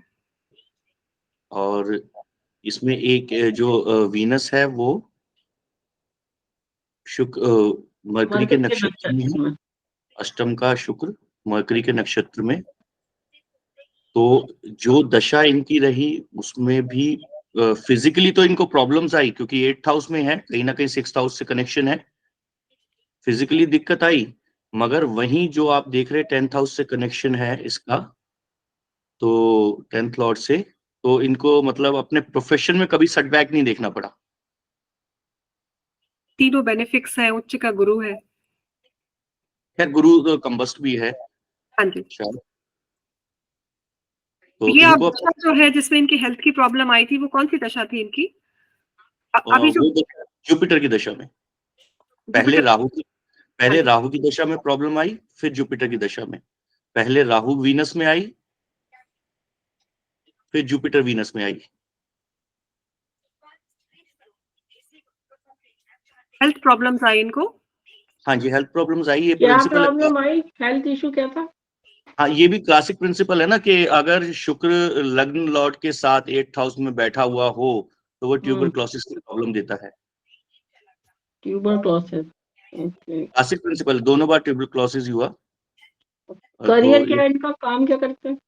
बैंकिंग में, एक्टिंग, बैंकिंग बैंकिंग बैंकिंग। अच्छा बैंकिंग, बैंकिंग, ओके। अब अपनी कुंडली से मिलाओ। हाँ। मेरी कुंडली में जुपिटर वीनस आपस में एस्पेक्ट करते हैं, बस ये कॉमन है, बस और कुछ नहीं। तो ये क्लासिक प्रिंसिपल है ही वैसे कि वीनस अगर 6, 8, 12 में लग्न लॉर्ड के साथ कनेक्शन बनाए और उसकी दशा भी आ जाए कहीं ना कहीं, क्योंकि अंतर्दशा में ज्यादा रिजल्ट दे रहे हैं ऐसे प्लैनेट्स, तो वो ट्यूबरक्लोसिस से रिलेटेड दिक्कत देंगे। उसमें कोई भी इफेक्ट आ सकता है किसी भी उसके कारका पे, जैसे वीनस इसका कौन से क्लासिक में लिया ये, कौन से क्लासिक में? क्लासिक में शेयर कर देता हूँ ग्रुप में ही। वैसे तो मेरे ख्याल से 1 मिनट होल्ड करिए, मैं ध्यान करता हूँ। जातक तत्व में ही होगा आपकी तरफ से तो।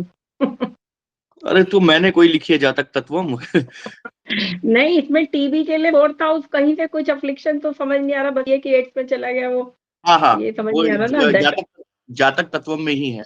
नहीं, मैं आभा इसमें ये आप देख लो ना, 3rd हाउस में राहु केतु एक्सेस है। नहीं वो ठीक है, बट टीबी है वो लंग्स का ही टीबी है ना, कौन सा टीबी है? हाँ, चेस्ट का, लंग्स का टीबी है। तो वो लंग्स का कारका कौन है? जुपिटर है, कंबस्ट है, 4th लॉर्ड भी है। सॉरी, एक हमने कोरोना में जो देखा था वो 3rd हाउस और 4th हाउस पे सीधा अफ्लिक्शन आती है। 4th पे नहीं है ना अफ्लिक्शन, 3rd में लॉर्ड तो 8th है। में चला गया। हाँ बस 8th में चला गया वो, बस कंबस्ट है थोड़ा, ये सोच सकते हैं बस।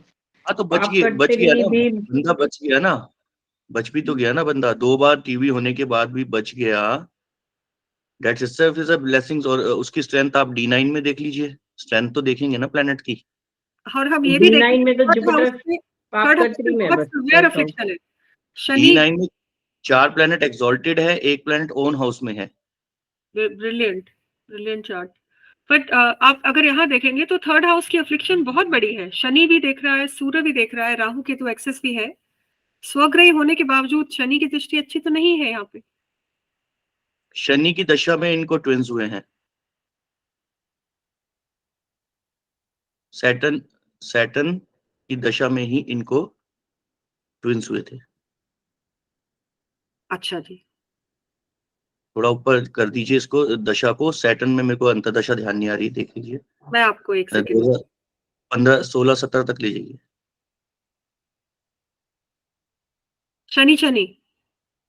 शनि में अब अंतर्दशा प्रत्यंतर देख लीजिए। शनि बुध, ये स्टार्टिंग है ना, स्टार्टिंग टाइम है ना। हाँ जी 2016 शनि वीनस में। अच्छा जी, नवंबर के बाद। हाँ जी, शनि शुक्र। तो इसमें अगर हम देखते हैं तो सूर्य जो है, राहु केतु एक्सेस जो है वो, जैसे डडवाल सर ने बोला था, एक तो वो आ गया यहाँ पे। और आईवीएफ के थ्रू ही हुए हैं। अच्छा जी, ओके। तो 9th हाउस चलो क्लोज करते हैं, 8 बज गए बिकॉज बहुत सारे काम पड़े। हाँ, इसमें एक और प्रिंसिपल है ट्यूबरक्लोसिस का, कि लग्ना को मार्स और सैटर्न देखते हो तो भी ट्यूबरक्लोसिस के चांसेस बनते हैं। दोनों ही देखने चाहिए।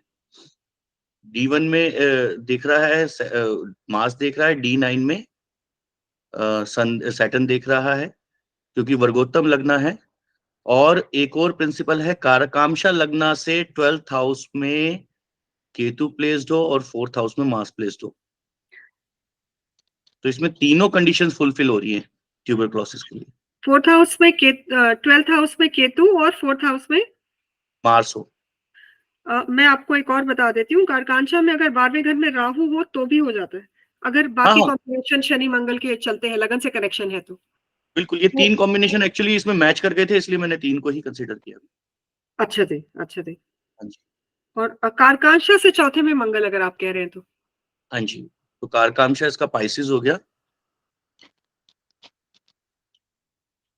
हाँ जी, पाइसिस से 12th हाउस में केतु है, 4th हाउस में मार्स है। तो वो कंडीशन भी फुलफिल होती है। तो बिल्कुल। अभी जो इनकी चल रही है दशा सैटर्न वीनस की, तो मैं इनको वार्न कर चुका हूं कि इनको फिर से ये प्रॉब्लम हो सकती है, या फिर वीनस से 8th हाउस से रिलेटेड इनको कोई प्रॉब्लम हो सकती है। वीनस से इनके रिलेटेड ट्विंस लड़के लड़के हैं, क्या है, लड़का लड़की? लड़का लड़की। कौन से उसमें हुए पैदा ट्विंस? 2017 में ना, अच्छा, शनि शनि शुक्र। शनि शुक्र में। तो इसमें चंद्रमा से पंचम देखते हैं तो वो शुक्र जो है गुरु के साथ है और बुध के साथ है, तो ये मतलब ट्विंस का कॉम्बिनेशन यहाँ से निकल के तो सीधा आ रहा है। अब D7 में भी देख लीजिए, अगर हाँ जी। D7 दिखता है तो। हाँ, D7 में भी एग्जैक्टली सेम आपका आएगा। देखिए लगन ही पहले तो द्विस्वभाव राशि का हो गया है। और 5th लॉर्ड जाके एग्जॉल्टेड जुपिटर के साथ फिर चला गया है, हाँ जी, हाँ जी, बिल्कुल। तो वो प्रॉमिस भी दिखता है। और सैटर्न इटसेल्फ जो दशा थी उस वक्त सैटर्न खुद द्विस्वभाव राशि में है। एक जो अभी आज सर जो कह रहे थे ना कि हमें इसमें और चीजें निकालनी चाहिए, हमें ट्रांजिट निकालना है उसमें कि ट्रांजिट में उस समय प्लैनेट्स कौन सी दशाओं में थे। उससे भी काफी कुछ अच्छा निकल के आ सकता है कि बिल्कुल। हाँ, सैटर्न देख लीजिए ना आप, जुपिटर कहाँ पे था। जुपिटर को मेन देख लेते हैं पहले ही। जुपिटर जो कब कहाँ रहा होगा उस वक्त, 19 में था 9 में, और मेरे ख्याल से लिब्रा में था शायद उस टाइम। लिब्रा में आ गया ना। हाँ जी, हाँ जी, लिब्रा या वर्गो में रहा होगा। हाँ। तो ये ब्लेसिंग्स, ये जो ट्विंस वाली ब्लेसिंग्स है ना आजकल जो लोगों को मिल रही है, ये मतलब ये देखिए, ये इटसेल्फ इज अ ब्लेसिंग्स। ये मेडिकली हमारी इतनी ज्यादा अच्छी हो गया, मेडिकली इतने स्ट्रांग हो गए कि जिनके बच्चे नहीं हो रहे उनको बच्चे मिल रहे हैं। It's a blessing. बिल्कुल। तो ये ब्लेसिंग्स कहीं ना कहीं दिखनी चाहिए। That is from 9th house. It's alternative techniques के थ्रू चाइल्ड बर्थ होना 9th हाउस का, वो वहां से ही कृपा है सारी। 9th हाउस का रोल आएगा, बट 8th हाउस का भी आएगा। 8th हाउस का आना चाहिए, बिल्कुल आना चाहिए, नहीं आना चाहिए। पर एक चीज मैं आपसे पूछना चाह रही हूँ, आपने कहीं देखा है, मैंने जिनको भी देखा है, बहुत जने हैं मेरी फैमिली में जिन्होंने बच्चे अडॉप्ट किए हैं, मैंने बच्चों से सुख मिलते हुए शायद एक को ही देखा है आज तक। बच्चों से सुख अडॉप्टेड बच्चों से, अडॉप्टेड बच्चे जो हैं, जैसे मेरे भाग्य में, मान लीजिए किसी के भाग्य में बच्चे नहीं हैं, उन्होंने बच्चे अडॉप्ट कर लिए या फिर उन्होंने बच्चों को IVF के थ्रू कराया, पर इनका 5वां अगर आप नवम देखेंगे तो जिस तरह से पीड़ित है, मुझे पता नहीं कि इनको बच्चों से कितनी खुशी इनको प्राप्त होगी जिंदगी में आगे। आप क्या कहते हैं इसके बारे में? हाँ, ये अलग एक पॉइंट हो सकता है कि बच्चों से खुशी इन द सेंस आज के कंटेक्स्ट में देखा जाए तो बच्चों से दूरी भी हो सकती है। हाँ जी, हाँ जी, ना विदेश चला गया बच्चा, ये हो सकता है। ये भी हो सकता है आने वाले टाइम में। तो ये देश काल पात्र तो लगाना ही पड़ेगा इसमें, क्योंकि जो क्लासिक प्रिंसिपल है वो यही कहता है कि लग्ना लॉर्ड अगर 5th हाउस से कनेक्टेड हो तो बच्चों से खुशी बनेगी। 5th लॉर्ड अगर 9th हाउस में चला जाए, लग्ना लॉर्ड कनेक्ट जाए, तो बच्चों से खुशी मिलेगी। तो ये तो ट्राइन्स की तो अगर कॉम्बिनेशंस बनते हैं तो खुशी मिलती है, वो क्लासिक प्रिंसिपल है। ठीक है, तो ये आप भी सही कह रहे हैं कि सैटर्न सन, मगर इनको जैसे कि सैटर्न की दशा, इनको अपने फादर से ज्यादा सुख नहीं मिल पाया। तो ये एक दिखता है इसमें चार्ट में, क्योंकि सैटर्न और सन का कॉम्बिनेशन है। हाँ जी, सेपरेटिव फादर इनको, हाँ मतलब फादर से इनको ज्यादा हेल्प नहीं मिल पाई। मतलब आप ये कह सकते हैं डिटैचमेंट किसी भी तरीके से हो सकती है, मेंटली भी हो सकती है, फाइनेंशियली भी हो सकती है आज के कंटेक्स्ट में देखा जाए तो। हाँ जी, बिल्कुल। तो ये चीज है, ये दिखता है। और थोड़ा इंटरप्ट करूं बीच में प्लीज? हाँ भैया, बोलिए ना भैया। हाँ सॉरी, थोड़ा मैं लेट हो गया। ये सैटर्न कभी देखो, फादर कारक क्या होता है? सन होता है ना। हाँ जी। तो सन होता है तो सन को कौन अस्त करता है? शनि तो अस्त नहीं कर सकता।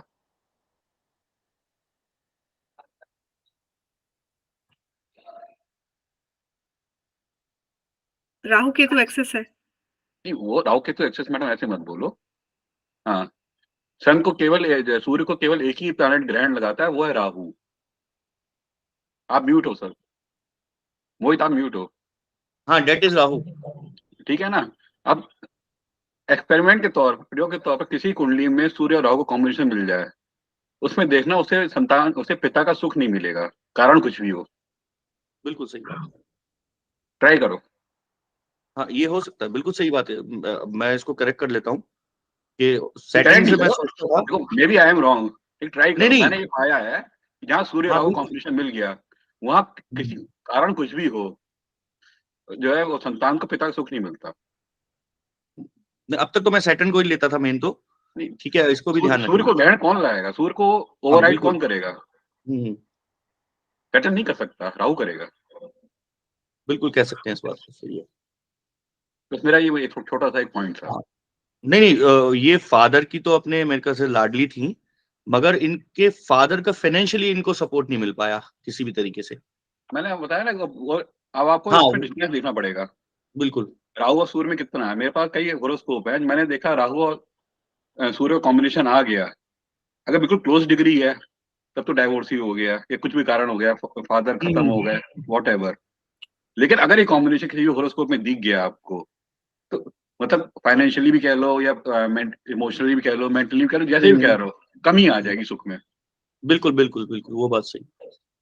हाँ, मैंने ऐसा एक केस देखा है, बट उसमें जो मैंने देखा है वो फादर बहुत अटैच्ड है बच्चे से, बट बच्चा अटैच्ड नहीं है, क्योंकि उसका चंद्रमा भी वहां पे है राहु के साथ, तो उसकी इतनी इंडिपेंडेंट थिंकिंग है बच्चे की। मैडम वन बाय वन करते हैं ना इसको, पहले सूर्य और राहु को ही ले लेते हैं, फिर चंद्रमा को इन्वॉल्व करेंगे। मैं कह रही हूँ कि सूर्य राहु के केस जो मैं कुंडली मैंने जिसमें देखी है, जी जी। उसमें पिता बच्चे से बहुत अटैच्ड है, क्योंकि ये कॉम्बिनेशन 9th हाउस में नहीं है, 10th में है। 9th हाउस में जहां भी सूर्य आता है वहां पे हमने देखा है कि पिता से थोड़ा सेपरेटिव हमेशा होता है वो। 10th हाउस में कॉम्बिनेशन है सूर्य और राहु का, पिता बहुत अटैच्ड है बच्चे से, जैसे ये भी कह रहे हैं, मोहित जी भी कह रहे हैं कि बच्चे से बहुत अटैच्ड है पिता, लेकिन अब इसमें सॉरी मैंने आपको इंटरप्ट करूंगा, एक छोटा पॉइंट और ऐड करूंगा, ये भूल जाऊंगा मैं। ये सूर्य गंडांत में है, बहुत वीक है। बिल्कुल। ये राशि गंडांत में भी है, नक्षत्र गंडांत में, दोनों में है। ये तगड़ा वाला गंडांत है। सही कह रहे हो, बिल्कुल आप सही कह रहे हो। तो सूर्य की ताकत खत्म हो गई ना। पर 9th हाउस पे अफ्लिक्शन तो आ गया ना, शनि से भी और राहु के आने से ही हो गया वो। और यहाँ पे कारक भी है और स्वामी भी है नवम का, दोनों है इसमें। नहीं, कारक इसमें D1 में नहीं देखते, वो कारक भाव D1 कारक भाव D1 में नहीं देखते। मैं कारक भावनाशाय नहीं बोल रही हूँ, मैं जी, कह जी। रही हूँ कि मैं 9th लॉर्ड की स्थिति तो देखूंगी ना कि वह किस स्थिति में है। तो 9th लॉर्ड जो है और 9th हाउस, भाव भावेश कारक, तीनों के केस में सेम अफ्लिक्शन है शनि और राहु की।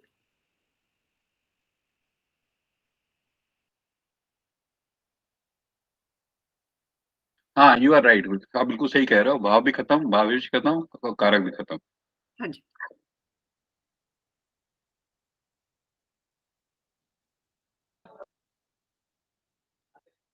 ये भी अपनी बट इसकी इसी दशा में इनको ट्विंस भी हुए, तो रिजल्ट तो कहीं ना कहीं मिला ही है ना, 9th हाउस से रिलेटेड, तो कहीं ना कहीं तो स्ट्रेंथ ही। हाँ जी। और एक कुंडली मजेदार बात और भी है, इनके फादर को जो है, अब ये जातक है ना, इनको आप जानते हो क्या? म्यूट हो सर, म्यूट हो आप, मोहित आप म्यूट हो। हाँ जी, जानता हूँ। ये जातक जो है दिमाग के बहुत तेज है। ये जातक ना, हाँ, हाँ दिमाग के बहुत तेज है। कारण बता देता हूँ क्यों। ये इनका जो है बुध मृत्यु भाग में है, एग्जैक्ट 12 डिग्री का है। बिल्कुल सही बात कह रहे हो आप, बुध मृत्यु भाग में। तो इनका दिमाग जो है पॉजिटिव या नेगेटिव ज्यादा चलेगा बहुत तेज। अभी तक तो इतना ध्यान नहीं दिया, मगर ये है कि देना ठीक है, स्ट्रेट फॉरवर्ड ही चलते हैं। नहीं, मैं आपको बताता हूँ, एग्जाम्पल देता हूँ। केजरीवाल है, उसका बुध जो मृत्यु भाग में है, दिमाग बहुत तेज है लेकिन चलता नेगेटिव है। नेगेटिव इन द सेंस, मैं इनको ये कह सकता हूँ कि ये नॉन डिसीजन मेकर है, मतलब ये डिसीजन नहीं ले पाते, एनालिसिस करते हैं पूरा, एनालिसिस में कोई कमी नहीं है, मगर जब डिसीजन लेना होता है, जब डिसीजन नहीं ले पाते। और इनके लिए जो है ना, वीनस बड़ा मैलेफिक है, जब तक वीनस दशा आएगी तंग करेगी इनको। हाँ, वीनस की दशा तो वैसे भी इसके लिए मारक ही है। चंद्रमा के डुअल साइन में होने की वजह से भी बहुत बार हम डिसीजन नहीं ले पाते हैं। नहीं ऐसा नहीं मैडम, चंद्रमंगल योग बन रहा है, बहुत कुंडली बहुत स्ट्रांग योग है। नहीं, वो सही है, स्ट्रांग योग जरूर है, लेकिन चंद्रमंगल डिसीजन मेकिंग जब भी होता है, और इसको आप फास्ट डिसीजन कह रहे हैं, इसका एक दूसरा पहलू है, आप कह रहे हैं बहुत इंटेलिजेंट भी है वो, तो बिल्कुल सही है, वो हर चीज के दोनों पहलू देख सकते हैं। देखो कुंडली लग्नादि में जो होता है है, ना, अगर जो है केंद्र में चंद्रमंगल योग बन जाए, कुंडली एक्स्ट्रा मतलब ऑर्डिनरी हो जाती है। हाँ, पर डिसीजन मेकिंग में स्लोनेस जो है वो आती ही है। नहीं डिसीजन मेकिंग, आप ये जो है ये तो मोहित कह रहे हैं ना, मेरे हिसाब से ये आदमी बहुत प्रैक्टिकल है, बहुत ज्यादा प्रैक्टिकल है। नहीं प्रैक्टिक मैं कह रहा हूँ एनालिसिस पूरा करता है बंदा। एनालिसिस दोनों साइड से करेगा। हाँ Cross डिसीजन में लेना। लग्ना लॉर्ड 8th हाउस में चला जाए, इट्स मतलब डीप रिसर्च वाला हाउस, डीप जाने वाला हाउस है ना। तो जब बंदा डीपली इतना घुस जाता है वहां पे वो डिसीजन नहीं ले पाता। डिसीजन कौन लेता है? जो फ्रंट पे होता है खड़ा। तो वो बंदा डिसीजन कहाँ से आता है? आपका लग्ना लॉर्ड जो डिसीजन मेकिंग नहीं है, डिसीजन हमेशा मन से होता है। लग्ना लॉर्ड अष्टम में चला गया, नहीं हेल्थ इशू दे देगा। नहीं लग्ना लॉर्ड 8th में तो क्लासिक प्रिंसिपल, वो ठीक है आप कह रहे हो तो ठीक है, मगर डिसीजन हमेशा मन से लिया जाता है कि चंद्रमा कितना मजबूत है। चलिए कोई बात नहीं, ये भी ठीक है, वो तो खैर स्ट्रांगली प्लेस्ड है। जो इसमें राजयोगा है वो लग्नादि योगा है, इस वजह से इंटेलिजेंस ज्यादा है। एक्चुअली क्या है चंद्रमंगल कि योगा है। अगर हम लॉजिकली चलेंगे तो डिकोड कर लेंगे।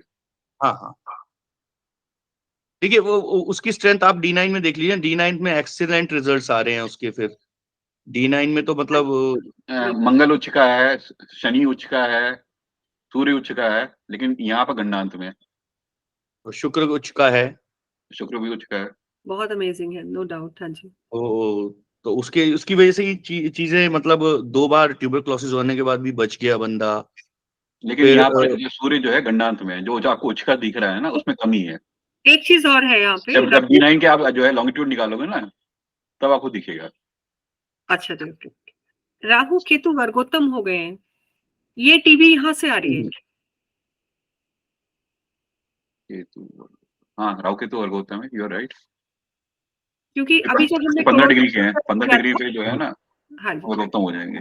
कोरोना पे जब रिसर्च किया था तो 3rd हाउस से बीमारी आ रही थी, जो है ये लंग्स की बीमारी, और कोरोना पे सारा एग्जैक्टली सेम जैसे आप टीबी कह रहे हैं, वो वहीं से ही शुरू, तो वो एग्जैक्टली सेम ही यहाँ से भी वही चीज आ रही है। आप इसमें देखो, अगर चंद्रमा से देखोगे, 3rd house extra ordinary strong है, एक्स्ट्रा ऑर्डिनरी स्ट्रॉन्ग है। 3 मेलेफिक बैठे हुए हैं, 3rd हाउस में मेलेफिक बैठना बहुत स्ट्रॉन्ग बनाता है कुंडली को। पर हेल्थ खराब कर दिया ना उसकी, आप ये भी तो देखिए उसको। अरे आप मैडम पहले तो उसका करेज देखोगे ना। आप करियर देखिए, मैं हेल्थ भी देखूंगी। नहीं करेज डेयरिंग देखूंगा ना मैं तो। हाँ जी जरूर जरूर। अगर आपके 3rd हाउस और 11th हाउस में मेलेफिक है तो ये जो है राजयोग है। राजयोग है, फिर वो उच्च का हो गया है। नहीं, अगर आप लगन है, समझो ना, अगर उच्च भाव में मेलेफिक है तो राजयोग है। हाँ बिल्कुल। नहीं नो डाउट स्ट्रॉन्ग राजयोगास हैं, वहीं हेल्थ को डिटोरिएट करने वाले भी योगास हैं। दोनों ही अपने साइमल्टेनियस चल रहा है। लग्नेश अष्टम में है ना।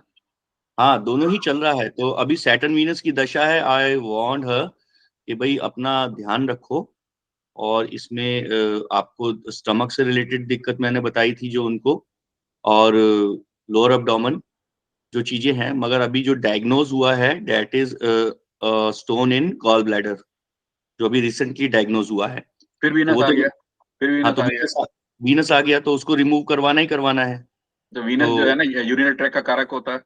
हाँ बिल्कुल सही बात कह रहे हो आप। कारक सॉरी गवर्न करता है, सॉरी कारक गलत बोल रहा हूँ। ठीक है कोई बात नहीं। तो उसको उन्होंने रिमूव करवाना ही करवाना है, वो तो उसका तो ऑप्शन ही नहीं है, क्योंकि मेरे ख्याल से अच्छी खासी MM में वो इनको स्टोन आया है। तो वो तो गॉल ब्लैडर का तो कोई इलाज ही नहीं है, वो तो निकलवाना ही पड़ेगा। तो वो दिखता है। अब शी आस्क्ड मी के ऑपरेट करवाएं या नहीं करवाएं, मैंने कहा जितना जल्दी हो सकोगे करवा लो भैया, दर्द करवाने इसमें मैं कुंडली देखने की जरूरत ही नहीं है।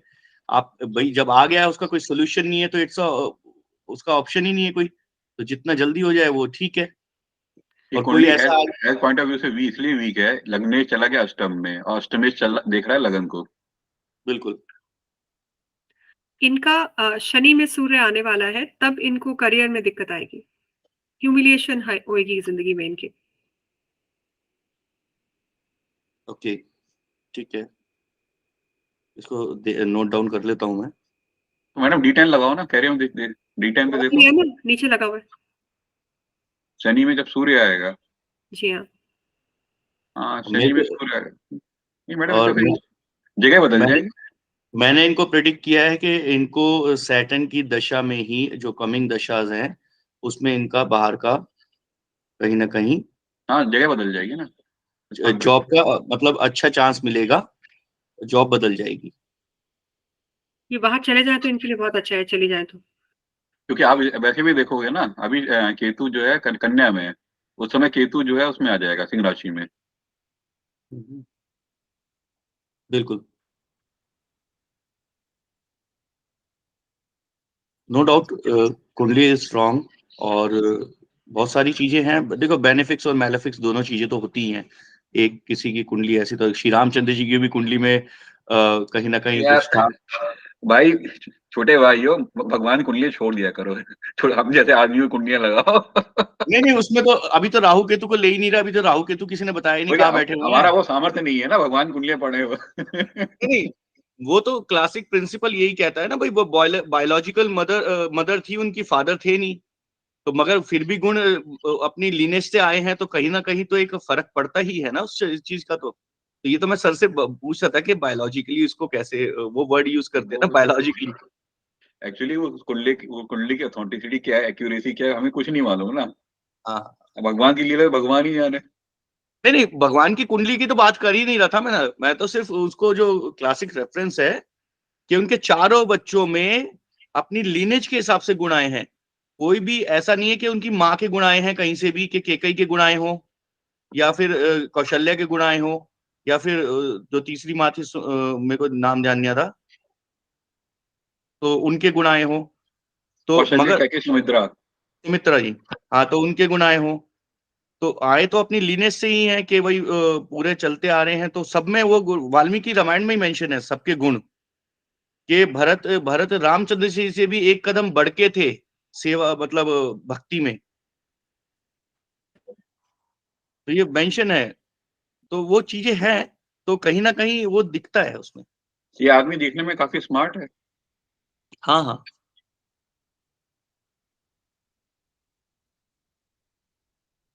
मैंने इस कुंडली को पहले भी लगाया था, इस कुंडली को पहले भी लगाया था। इस व्यक्ति के हाथ लंबे हैं, इस लेडी के हाथ लंबे हैं, मतलब लंबे इन द सेंस, आपने ये एक वो केरला स्टोरी देखी है, उसमें लड़की है शर्मा, क्या नाम है उसका, अदा शर्मा, मैंने देखी नहीं। शर्मा, बिल्कुल उसके हाथ बहुत लंबे हैं। आप देखोगे ना, उसके हाथ बहुत लंबे, मतलब नॉर्मल जो लेडी होती हैं या मैन होते हैं, उनके घुटनों से थोड़ा सा हल्का सा ऊपर ही टच कर रहे होंगे बस। हाथ लंबे कौन सा प्लैनेट करता है? आप ये तो आप बताओ। अच्छा, वाल्मीकि रामायण आपने पढ़ी हुई है, बताओ ना। मैं तो बता ही दूंगा, आप भी बताओ। बृहस्पति। तो आप ये तो वामन अवतार के तो मेंशन है ये क्लासिक्स में ही, वामन अवतार का मेंशन है ये क्लासिक्स में ही। तो इनका आप देखो ना, इनका आप देखो ना, बृहस्पति यहाँ पे उच्च का हो रहा है, वहां जो है स्वराशि हो रहा है। तो बस यही बृहस्पति ही बचा रहा है वीनस से, नहीं तो वीनस तो अब तक लेके चला गया होता कहीं ना कहीं। ये बृहस्पति जो बैठा हुआ है ना, वो नहीं मतलब चलने दे रहा किसी भी तरीके से। एक चीज आप देखोगे बृहस्पति और वीनस की डिग्री भी क्लोज डिग्री, 1 डिग्री के अंतर में है। ग्रह युद्ध है ना जिसमें वीनस हार रहा है। हाँ, ग्रह युद्ध है ना जिसमें वीनस हार रहा है। हाँ, तो वो दूसरी रिजल्ट्स बात, दे रहा है। अब ऐसा है कि अब इसमें जो आप देखोगे ना, D3 में देखोगे, D9 में देखोगे, और D12 में देखोगे, अष्टम भाव में वीनस बैठा होगा पक्का। लगा के देखो अभी। D12 में कह रहे हैं आप? D12 और D3 में अष्टम भाव में वीनस बैठा होगा। होगा, देख लीजिए। तो डिग्री से क्लासिक प्रिंसिपल है, लग्ना लॉर्ड इन लग्ना लॉर्ड इन 8th हाउस, क्लासिक प्रिंसिपल है, लॉन्जिविटी को अच्छा देता है। D3 में 8th हाउस में वीनस आ गया ना, D12 में भी देख लीजिए वीनस आएगा। वो तो डिग्री से ही पता चल जाता है ना। नहीं, मैं बीमारी से देख रहा हूँ मैं तो। अब यहाँ भी वीनस आ गया।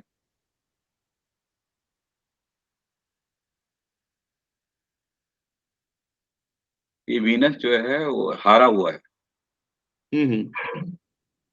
अब देखिए ना, वीनस इन कॉलेज, तो हारा हुआ आदमी जो होता है ना वो खिसियाया हुआ होता है। ये होता है ग्रह की अवस्था,